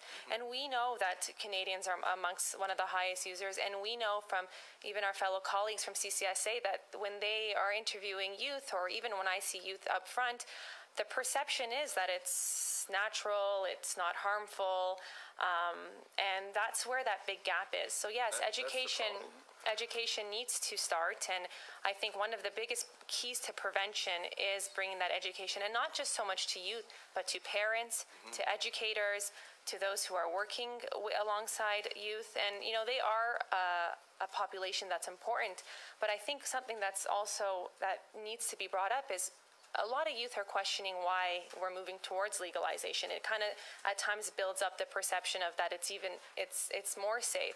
So I think even having education on the reasons why we are moving towards this can at least help in them understanding that we're not legalizing this because, quote unquote, as you know, some of them quote in some of these interviews, is that it's natural or it's a plant, but for the reasons that we have outlined. So I think those are very key components in education that need to be started. And I know when we look at different public health units, we all are trying to work together and do the education. And I saw the drug-free kit, which we have heard about too. Well, if I could interrupt you, though. Yes, of course. 290 days before it's implemented. Have you had any support from the government? Mr. Carey. Oh, darn. Okay. Okay, Mr. Davies. Thanks to all the witnesses for being here. Dr. Mattei, if I may direct some questions to you first. The Liberal government has asserted that the proper public policy in respect to cannabis is to legalize it and to meet a specified set of purposes. And I want to say the New Democrats agree with the government on this in terms of the proper policy approach. I want to read you the purposes of why they want to legalize cannabis. The purpose of this act is to protect public health and public safety, and in particular to protect the health of young persons by restricting their access to cannabis, protect young persons and others from inducements to use cannabis, provide for the licit production of cannabis to reduce illicit activities in relation to cannabis, deter illicit activities in relation to cannabis through appropriate sanctions and enforcement measures, reduce the burden on the criminal justice system in relation to cannabis, provide access to a quality-controlled supply of cannabis, and enhance public awareness of the health risks associated with cannabis use. Yet, Prime Minister Trudeau has gone on record as explicitly ruling out taking a similar approach to other substances. And so I'm picking up your comments at the end of your opening statement. Is that a rational position to take in your view? Well, thank you for the question. I think there are two worlds. There's the world of reality and there's the world of politics. And somehow the two have to be conjoined. I think in the realm of politics, I totally understand why the government has taken the very rational step and for laudable purposes that you just outlined of bringing rationality into the marijuana situation. I also understand for political reasons, it would just not be popular and acceptable to a lot of people due to ignorance and a lot of propaganda over the decades to bring that same rationality into drug policy in general. However, if you're asking me from the human point of view, so from the political point of view, I totally understand it. From the medical point of view, from the human suffering point of view, from the humane point of view, from the point of view of what would best serve prevention, treatment, and healthy judicial system approaches, of course I can't agree with the present reluctance to extend the same broad-mindedness and rationality to the other drugs that are currently illegal. So, yeah, politically it's understandable. From the point of view of what would be best and what would be right and serve the population, no, I can't agree with the present approach. Okay. Well, I'm just wondering because we've heard lots of evidence about cannabis and its health impacts. It's the undesirability of using it, its impact on young people, yet we, as a parliament, are trying to provide a rational system that recognizes that while people are using it, we may as well regulate it and ensure that organized crime's not involved in it, that there's safe amounts of it. And of course, I come from Vancouver where the opioid crisis is raging. We're on track this year to have more deaths than last year, which was in itself a record from fentanyl and other opioids, and it strikes me that a similar approach, if this is the right approach to cannabis, I'm struggling to find out what the differentiation would be with the other drugs. Well, yes, I agree with you. In the United States, a presidential commission recently reported that every 3 weeks they suffer the equivalent of a 9/11 because of opioid overdoses. And yet, the overall policies are not changing. So there's a real contradiction between what's happening in the real world and what's happening in the realm of politics. I will be in Ottawa, I think, in November. An event is scheduled, I believe, with the participation of the former health minister, now Indigenous Affairs Minister, James Philpott. I trust if the event goes forward, we'll be talking about this material, and totally share your impatience and frustration with the lack of congruence. The fact is that all substances that we've talked about today, marijuana included, the illicit substances like tobacco and alcohol can have deleterious negative effects. So it's not a question of anybody saying that these things are good. It's a question of saying what's the most rational policy towards them. And just as we've learned with alcohol to our great cost, what prohibition costs, and just as we've learned, or should have learned by now, the impact of prohibition on opiates and other drugs, just as we finally realized the impact and the irrationality of prohibitive approaches on marijuana, I hope at some point we get to the stage of rationality when it comes to drug policy in general, and I wish for that no less fervently than you do. In a May 2017 interview you conducted with Jazel Noor, you said, "The fundamental assumption that informs the legal approach to drugs is that drug use, and particularly addiction, is a choice that people make." Yeah. So your current Attorney General, Jeff Sessions, recently made a statement about how we had to go back to the 1980s and to Nancy Reagan's just say no approach. And he thinks that that's the way to prevent drug use. If people are just told how bad drugs are, they'll stop using it. So the public conversation around drugs simply does not take into account the realities of why people use and get addicted in the first place. In your view, Dr. Mattei, what are the realities of why people use drugs and get addicted in the first place? And how would that inform public policy? Well, this pertains to the present discussion on marijuana as well and prevention. If Mr. Sessions was right, that those policies of telling people that drugs are bad and not to use them at any age, if those policies worked, why does the United States have 5 or 10 times as much heroin use as it did 10 years ago? So in other words, the current situation more than amply demonstrates the failure of that kind of approach. And the reason people use drugs, and I indicated that to some degree with marijuana, if you ask actually young people, what do you get from it? They'll tell you what they get from it. They'll get a sense of social connection. They'll get a calming of their minds. For certain conditions like ADHD, it's actually a soothing effect that they crave. Heroin is a painkiller. It soothes emotional and physical pain. Stimulants make people feel more alive and more present and more vivacious, more vital. And the real question is, why is it that people have emotional pain? Why are so many young people anxious? Why are so many young people depressed? And why are these numbers going up and up and up? Why are more and more kids diagnosed with ADHD, which itself is a risk factor for addictions of all kinds, particularly marijuana addiction? Well, those answers are not to be found in individual people. They're found to be found in social factors. And so when I'm talking about prevention, our prevention approaches really have to address those social factors. What's happening in the schools? What's happening in the homes? What's happening in the culture? And I know that this legislation can't address those questions in any comprehensive or even deep way, but I certainly concur with all my colleagues who said that this should be a publicly monopoly-based system. And I also concur with everything they've said that the money that's made from it should not go into funding highways or anything else. It should go into funding programs that help prevent the social conditions and the social pressures that drive young people into drug use. In other words, I think if we're going to have a monopoly here, let's use the income from that to actually address the real issues as to why kids are driven to use drugs. And finally, I'll say that, and I've written about this in one of my books, that the problem with exhorting kids not to do stuff is, one more time, that the kids who are listening to adults are at much less risk. And the kids who are at high risk are not listening to adults because of what's happened in their lives. So that our prevention approaches need to go beyond telling kids not to use stuff.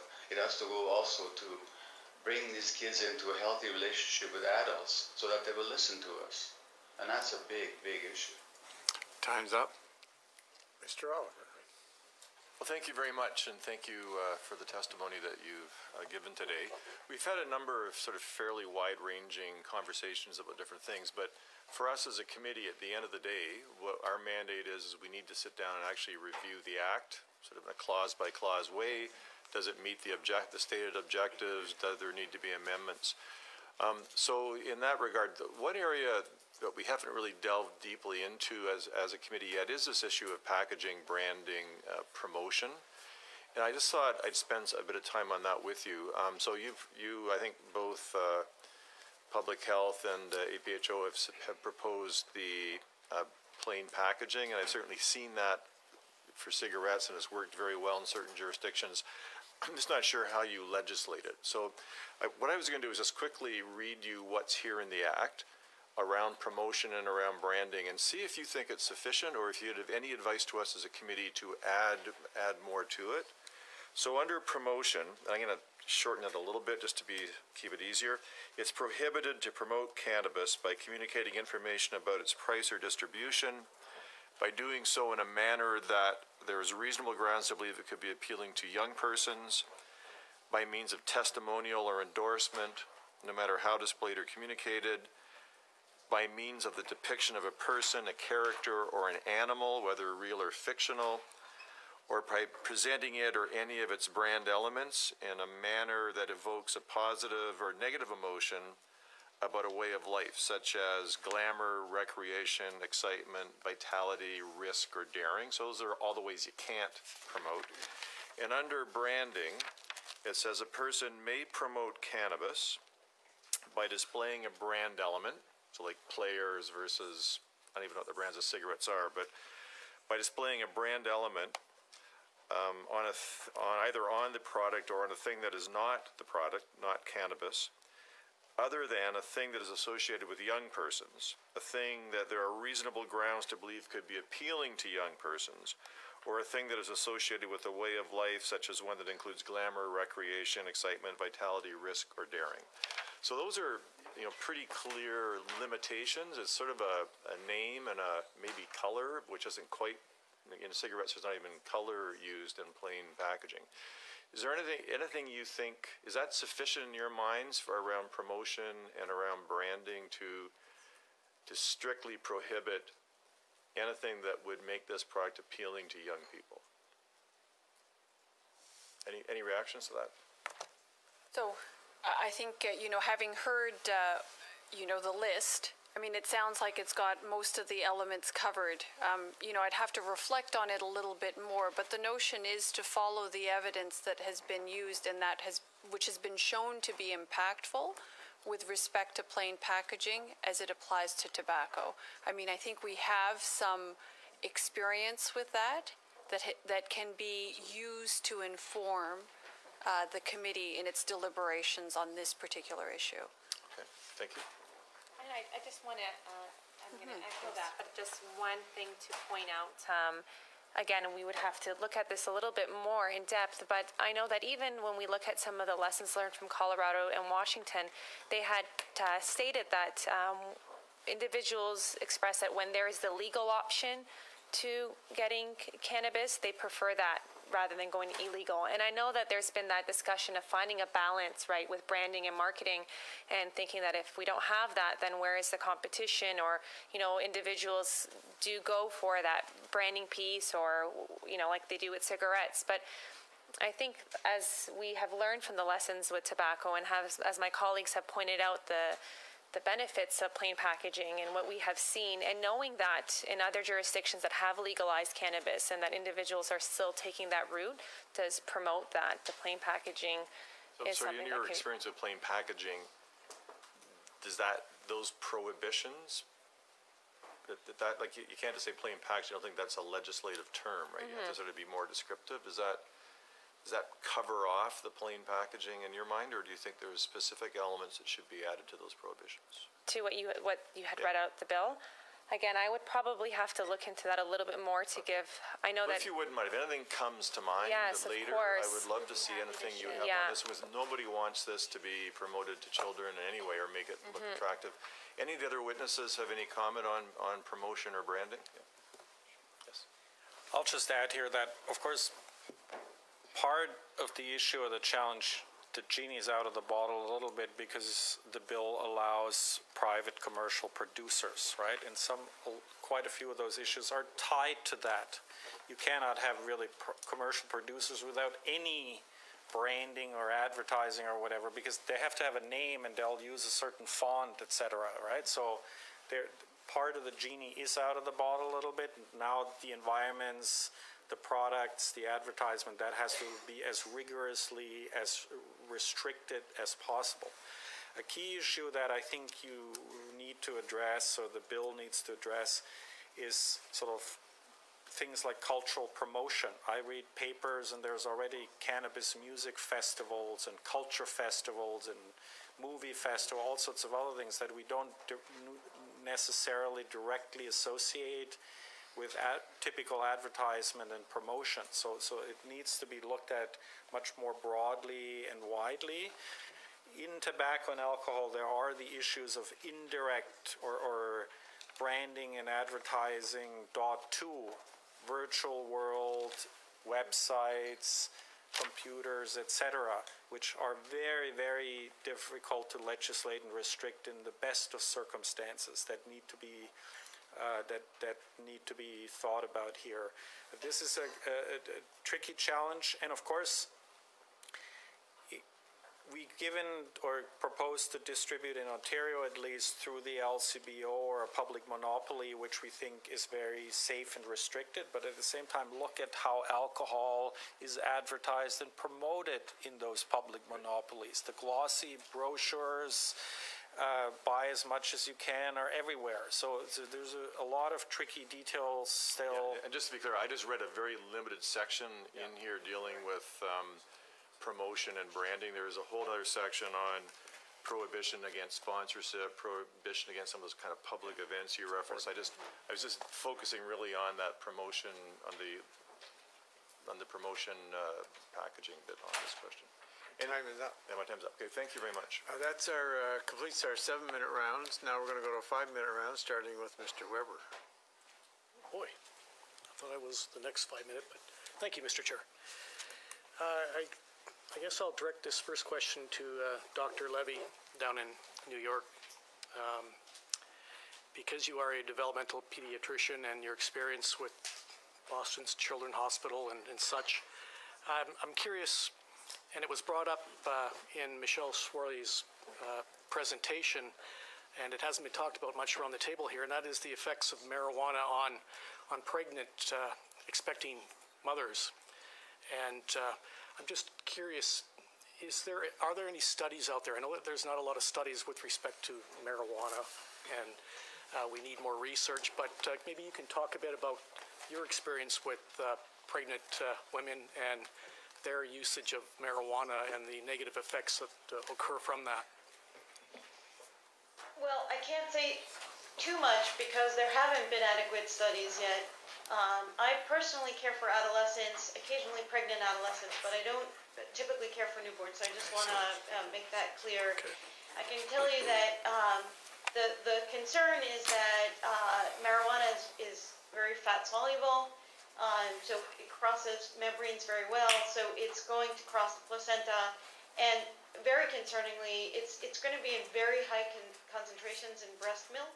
So a breastfeeding mother who is using cannabis is actually going to deliver a much higher dose to her infant than she is ingesting herself. The studies on the impact of what that does, I think they're all, pardon the pun, but they're in their infancy, and I think it's going to take a period of time for us to really understand that. Mm-hmm. I was going to direct that to Dr. Davila as well. Any thoughts on that particular issue with respect to pregnant expectant mothers and the use of marijuana? Any knowledge of studies out there? Yeah, to be frank, it's been quite some time since I actually practiced that type of medicine. So I don't know that I have a particular comment to add on that particular topic. I would suggest to you, however, that, even amongst non-pregnant individuals, as I mentioned earlier, there is fairly limited research on this subject, largely because it has been illegal in most jurisdictions for quite some time. So that's hindered our ability, and again speaks to the need for further research. Absolutely. Absolutely. There's still much that we don't know, and research is essential. And much that we do. That's true, right? too. There's, we do have information, but I agree that there are areas that require further undertaking and study. Exactly. I addressed this one to Dr. Mattei. You worked down, and you mentioned down at the Vancouver East Side. Is that where your practice was? Of course, we all know East Hastings quite well. I had the opportunity to tour the Insight facility there with colleague Dr. Carey a few months ago, and it is really disturbing to see the number of people there and throughout the country and the world who have these addictions. We had a presenter here just before this session here, indicating that he felt, as a doctor, that marijuana was a gateway drug to harsher drugs. And I just wanted to know what your thoughts are on that, Dr. Matte. Do you believe that marijuana is a gateway drug to further on? First of all, thank you for the question. I just want to make a comment on your previous one about pregnancy. I think it's an important question. And I think that from the medical point of view, you would advise a pregnant woman, and possibly the legislation can consider this, that they should be warned that since we don't know what the effects are, since the research does not exist, in general, the best policy is to avoid stuff that we don't know the effects of. So that's just rational thinking, I think, in the absence of good evidence.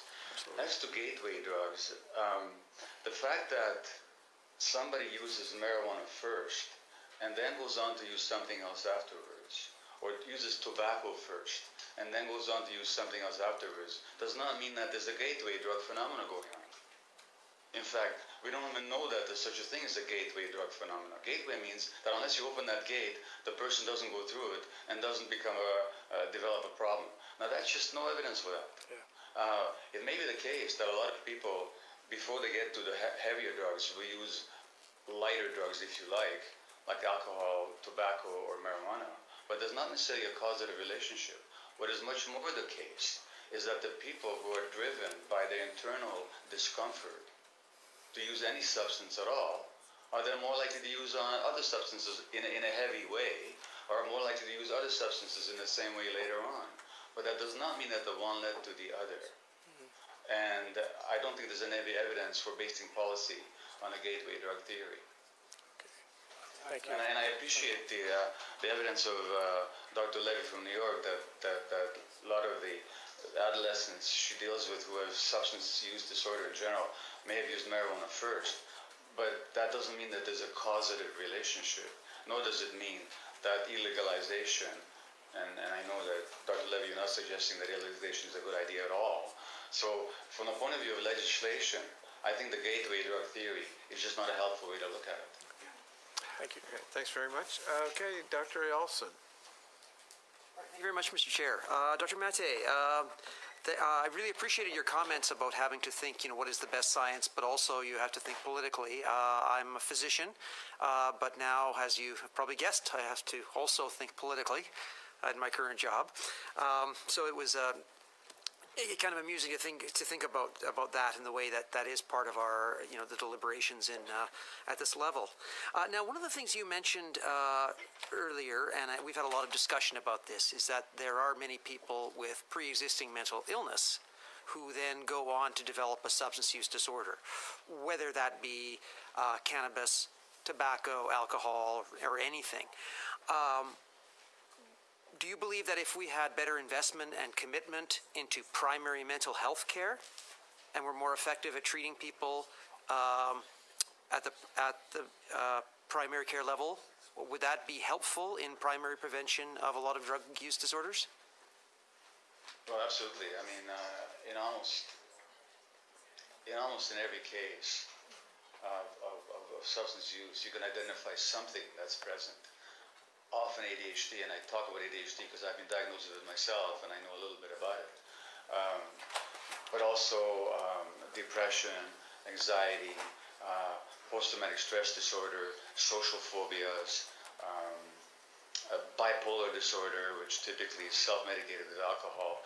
So in a lot of cases of substance use, there's a pre-existent mental health problem. And not only that, of course, as some of my colleagues have pointed out, the drugs then themselves can either cause or exacerbate mental health problems. So there's a strong correlationship, both cause and effect. So that from which it would follow the pertinence of your comments, which is that that better mental health treatment, particularly amongst adolescents and children, would tend to reduce drug use. That's what my belief is, and it makes sense for all kinds of reasons. Now, the broader question, again, which I've raised a couple of times, not to be answered in this context, is what is it about our culture and our way of life that's driving more and more people? Like, why are studies in Canada and the States every year show more and more kids who are suffering from symptoms of mental health disorders of all kinds? So there's something's going on here, and that's a broader social question. But specifically when it comes to mental health treatment, yes. If in the schools we had better recognition of mental health problems, if we recognize that many of the behavioral problems that we're seeing are actually manifestations of inner turmoil, if the schools, for example, could act as screening venues for identifying kids at risk, and we could do this much more broadly on a community basis as well. The more we did this, I think the less substance use we would have to confront. All right, thank you very much. Now, Dr. Davila, we talked about impaired driving due to cannabis. And I agree, certainly in not just in my experience talking with my patients, but going back to when I was in high school in the 1970s, yes, I'm that old, there was that belief that there was nothing wrong with driving on it. There were people I knew who would smoke it, and they swore that their video game scores improved after smoking up, so driving must be okay. People have always believed that nonsense. Now, we know that there have been a lot of ads on drunk driving, and by a lot of metrics, they've been pretty effective in getting the message across. MAD, particularly, Mothers Against Drunk Driving, have been one of them that have some very, very powerful and effective ads. Are we overdue in getting the same message about driving while impaired on cannabis into these ads, and perhaps putting that in the same context, and might that have a little more credibility now that we're dealing with a legal product the way we are with alcohol? Well, I would like to think so, and I would agree that, I mean, as I mentioned in my remarks, injury and motor vehicle accidents actually are related to that, are the main contributor to the burden of illness associated with cannabis right now in this country. So, might those education campaigns, help? Yeah, I think that's part of it. And I think there are, again, there's a whole series of or elements that are required in an education campaign, impaired driving being one of them. We've heard from other panelists here, or witnesses, that in fact there's other topics of conversation, like trying to ensure that our young people do understand that the earlier they start and the more they use, particularly if they start early, the more likely they are to suffer longer-term consequences. So, but by the same token, I think we heard from my colleague here to the left that there's lots of use amongst youth. We have to try to, again, a wise thing to do, as is the case with virtually every drug, is how do we adopt, one, a preventive approach, and two, where it is being used, a harm reduction approach, right? Minimizing the harms associated with the use of that substance, whatever it is, at both the individual level and ultimately at the social level. Time's up. No? Time's up. Okay. Okay, Ms. Gladue. Thank you, Chair, and thank you to all of our witnesses today. My colleague, Mr. Davies, read to you some of the purposes of the legislation, the more important ones being the protection of the health of young persons by restricting their access to cannabis and providing access to a quality-controlled supply of cannabis. So we've been looking and listening to testimony to try to find best practices of how do we keep cannabis out of the hands of our young people. And Washington said that their data shows that now with what they've implemented, young people are having a harder time getting hold of cannabis. So what they did, they merged their medical marijuana and their recreational marijuana supply systems so that it's controlled, it's age restricted, it's tracked. And they've only allowed home growing for medical purposes. And so my question for Dr. Fisher is, do you think that this current legislation that allows home growing is going to provide a quality controlled product that will stay out of the hands of younger people. Since you're asking me the question so directly, I'll tell you that in my opinion, the home growing provision is one of the worst pieces of the current legislation draft for several reasons. I think it's a very bad idea for public health. A, because we should not rely on private homes for the production of psychoactive substances. Second of all, there are adverse potential health consequences to people, to other people in the home, or everyone in the home, as a matter of fact, and those include a lot of non-users, but also vulnerable people like children or parents or spouses. Thirdly, it's probably the safest way to ensure possible diversion of cannabis from what is otherwise a supposedly regulated and restricted market. And number four, the home is probably, at least in our society, unfortunately, the former police chief of Toronto is not here anymore, but is the most difficult environment to actually control and regulate for authorities. Absolutely. So overall, the home growing is probably the worst or the most inappropriate place where cannabis should be produced. We should leave that to licensed production, distribution, and retail outlets. I fully agree.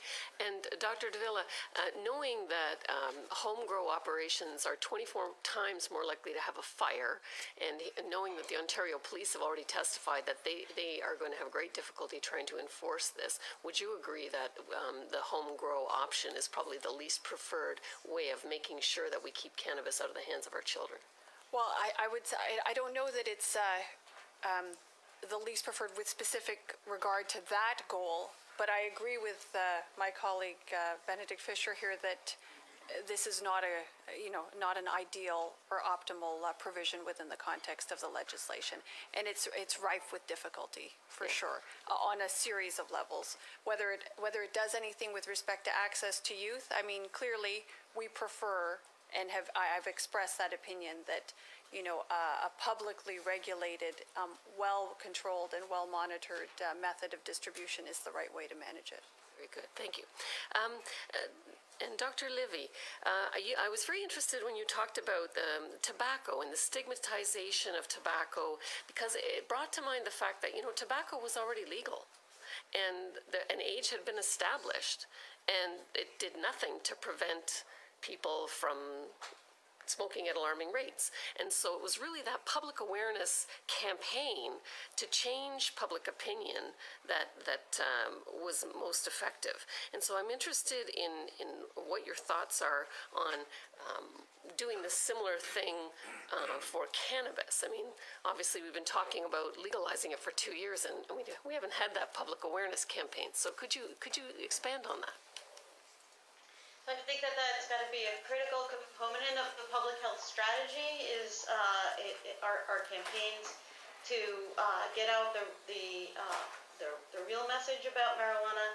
There is a lot, and we heard this earlier in the testimony, there's a lot of cultural traction around the messages that marijuana is safe, it's harmless, it's natural, and it's legal. So I'll tell you, in my experience, the state where I practice, which is Massachusetts, has recently passed legalization as well. And kids come in now and say, well, I know it's not that bad because it's legal. And so there's a lot of work there that needs to be done. Say safe and legal don't mean the same thing.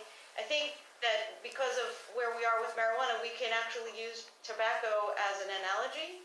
It's legal, it's not safe, it's not healthful, it doesn't cause any overdoses, but that doesn't mean that it's safe for consumption. And I think making those comparisons is really critical, and having children, but also their parents and the other adults that interact with them understand this and give a very clear message. Thank you very much. I think my time is up, Chair. Time is up. Now, Mr. McKinnon. Thank you, Chair. Three of them. Dr. Mate, my riding is Coquitlam, Port Coquitlam in the Lower Mainland. So as a Lower Mainland resident, I'm well aware of your long advocacy and as a force for good. in this area. So I'd like to welcome you in particular to join us today. And I particularly appreciate your insight and clarity of testimony. I note that our government has invested $5 billion in budget 2017 to provide mental health support, including for 500,000 people under 25. And this goes, I think, to prevention, I would suggest to you. So in your model that you propose for addiction, many of the underlying causes are mental, psychological problems and psychiatric problems. So I would ask you if you think that significant funding for mental wellness programs and funding for early diagnosis of mental illness conditions is worth doing, and whether it's an effective prevention mechanism.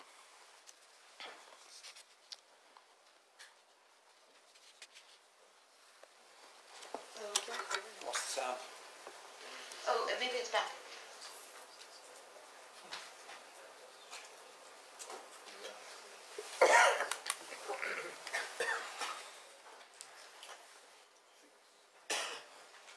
Dr. Mate, can you hear me?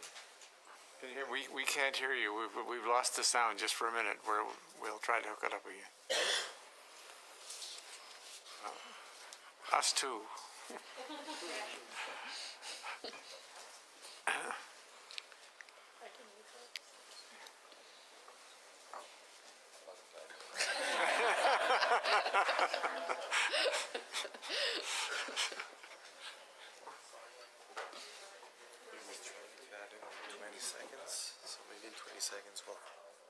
We'll have you back in 20 seconds. We hope.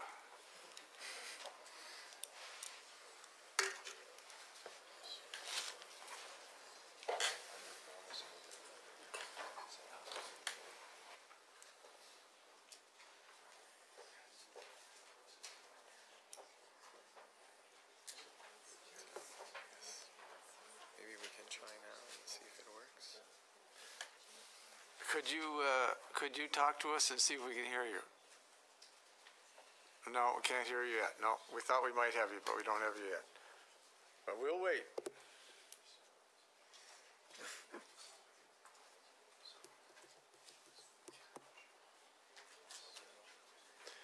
Is it a telephone line? I think it's.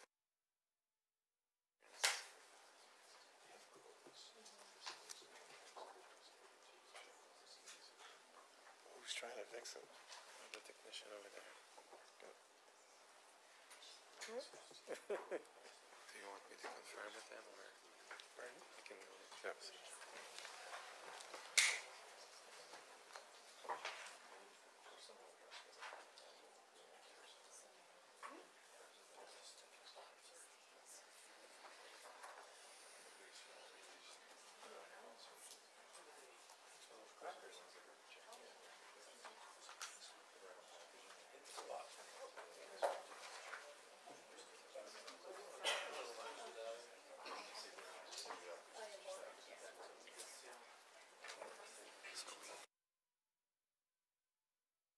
Okay, Dr. Mate, could you do a test? No, we still haven't got you, and my understanding is we're not going to be able to get you. If we haven't got you now, we're not going to be able to get you. So I would like to say thank you very much for your participation. It's been very enlightening to share your knowledge and experience. I'm sorry we can't finish up, but Mr. McKinnon, you still have some time. Well, I could sing, I suppose, but you wouldn't like that. I'm going to defer to any of my other colleagues who might have questions. I was all ready for some great questions. I'm sure you were. So I'll pass. All right. Okay. Well, then for the last question, Mr. Davies, as usual, you always bring up the end. Thank you. Dr. Davila, you issued a report on approaches to protect health and minimize harms of use, and you noted how the criminalization of cannabis and possession impacts the social determinants of health. You pointed out that people arrested and convicted of pot possession can face long-term consequences, including access to employment, housing, social stigmatization, and economic status. You pointed out, I think, that this disproportionately affects young Canadians and racialized and marginalized communities. You've now you have sound. I hope it's in the federal government system. we could hear something very interesting now. Only run by the federal pay system. You also pointed out that based on current rates, this was back in June, that 59,000 people will be arrested and 22,000 will be convicted for simple possession of cannabis before this legislation comes in, and you've called for the immediate decriminalization to start now addressing those concerns. Is that still your position? Yes, it is. Right. As I mentioned, and we're talking about long-term consequences associated with the, personal possession, and these are, we were talking, and Dr. Maté, before his unfortunate sound issues, was talking about many of the social problems and the social factors that actually drive lots of these things. I think, in fact, creating new social harms does not make sense. Now, C45, I've used this term before, it legalizes to some degree, but it's not full legalization. It'll be less illegal. There still will be criminal penalties for possession over 30 grams, for growing over 4 plants, for selling. If a 20-year-old sells to a 17-year-old, subjected to criminal sanctions. Would you agree with me that C45 continues to risk disproportionate harm on marginalized and racialized communities by continuing essentially a criminalized approach to some forms of cannabis? Well, I think that certainly exists, but I think there is some question as to how legislation is implemented in reality, right? Practice, there's that which is on paper, and then there's what actually happens in practice. So I will agree with you that there is still some potential, but as I understand it, this is an initial foray, and in fact there are other areas which are not being regulated under the existing legislation, which may be subsequently regulated, and presumably other elements might also be let me move quickly to that other area in my limited time, because edibles and other concentrates are not covered by this legislation. And I believe you have recommended that those products be regulated, as was pointed out by Ms. Hajimandit-Jad, that the lesson from Colorado is that people prefer to obtain their products from legal sources. So if we're going to keep edibles and concentrates and other products in the black market, then this bill will not meet its full potential. I think, what is your position on whether this C45 should include edibles and concentrates in the legalized, regulated frame? So in my comments, I think I talked about how, I think this is a reasonable approach for now, and that we should continue to move forward and think about and ensure that we're actually capitalizing on the experiences of other jurisdictions, right? It's a question of trying to balance out, so I agree that people do prefer to have access to legal products. The question is, how do you actually implement that in a fashion that maximizes the public health principles and minimizes harm and increases public safety? And it's always, as I think many of our other colleagues commented on, a delicate balancing act. But I am supportive of actually regulating these products so that we can ensure that public health principles are, those that are governing these products and their use. Thank you. Thank you, Mr. Chair. Okay, thanks very much. Well, that brings to a close our panel for today. And again, I want to thank all of our panelists on behalf of the committee members for sharing your information, your knowledge, and your experience with us. I want to acknowledge our video conference participants, Dr. LaFalle and Dr. Levy. It's difficult to do what you've done today, and we appreciate your patience with us and to share your time with us. But again, thanks to everybody. You've added a lot to our contribution. You've participated in Bill C-45, and we appreciate it very much. So with that, I'm going to end the meeting But tomorrow, I just wanted to say that tomorrow, we're having a fifth panel tomorrow night at 6 o'clock from 6 to 8. Instead of the last, that's the last panel on Friday is moved till tomorrow night, so. Lasagna and Caesar salad? It'll be pizza. Sorry, Mr. Chair, the last panel that was scheduled for Friday is has now now been moved. tomorrow evening from 6 to 8. It'll be the fifth panel tomorrow. We'll have 5 panels tomorrow instead of 4. Okay, meeting adjourned. See you tomorrow morning.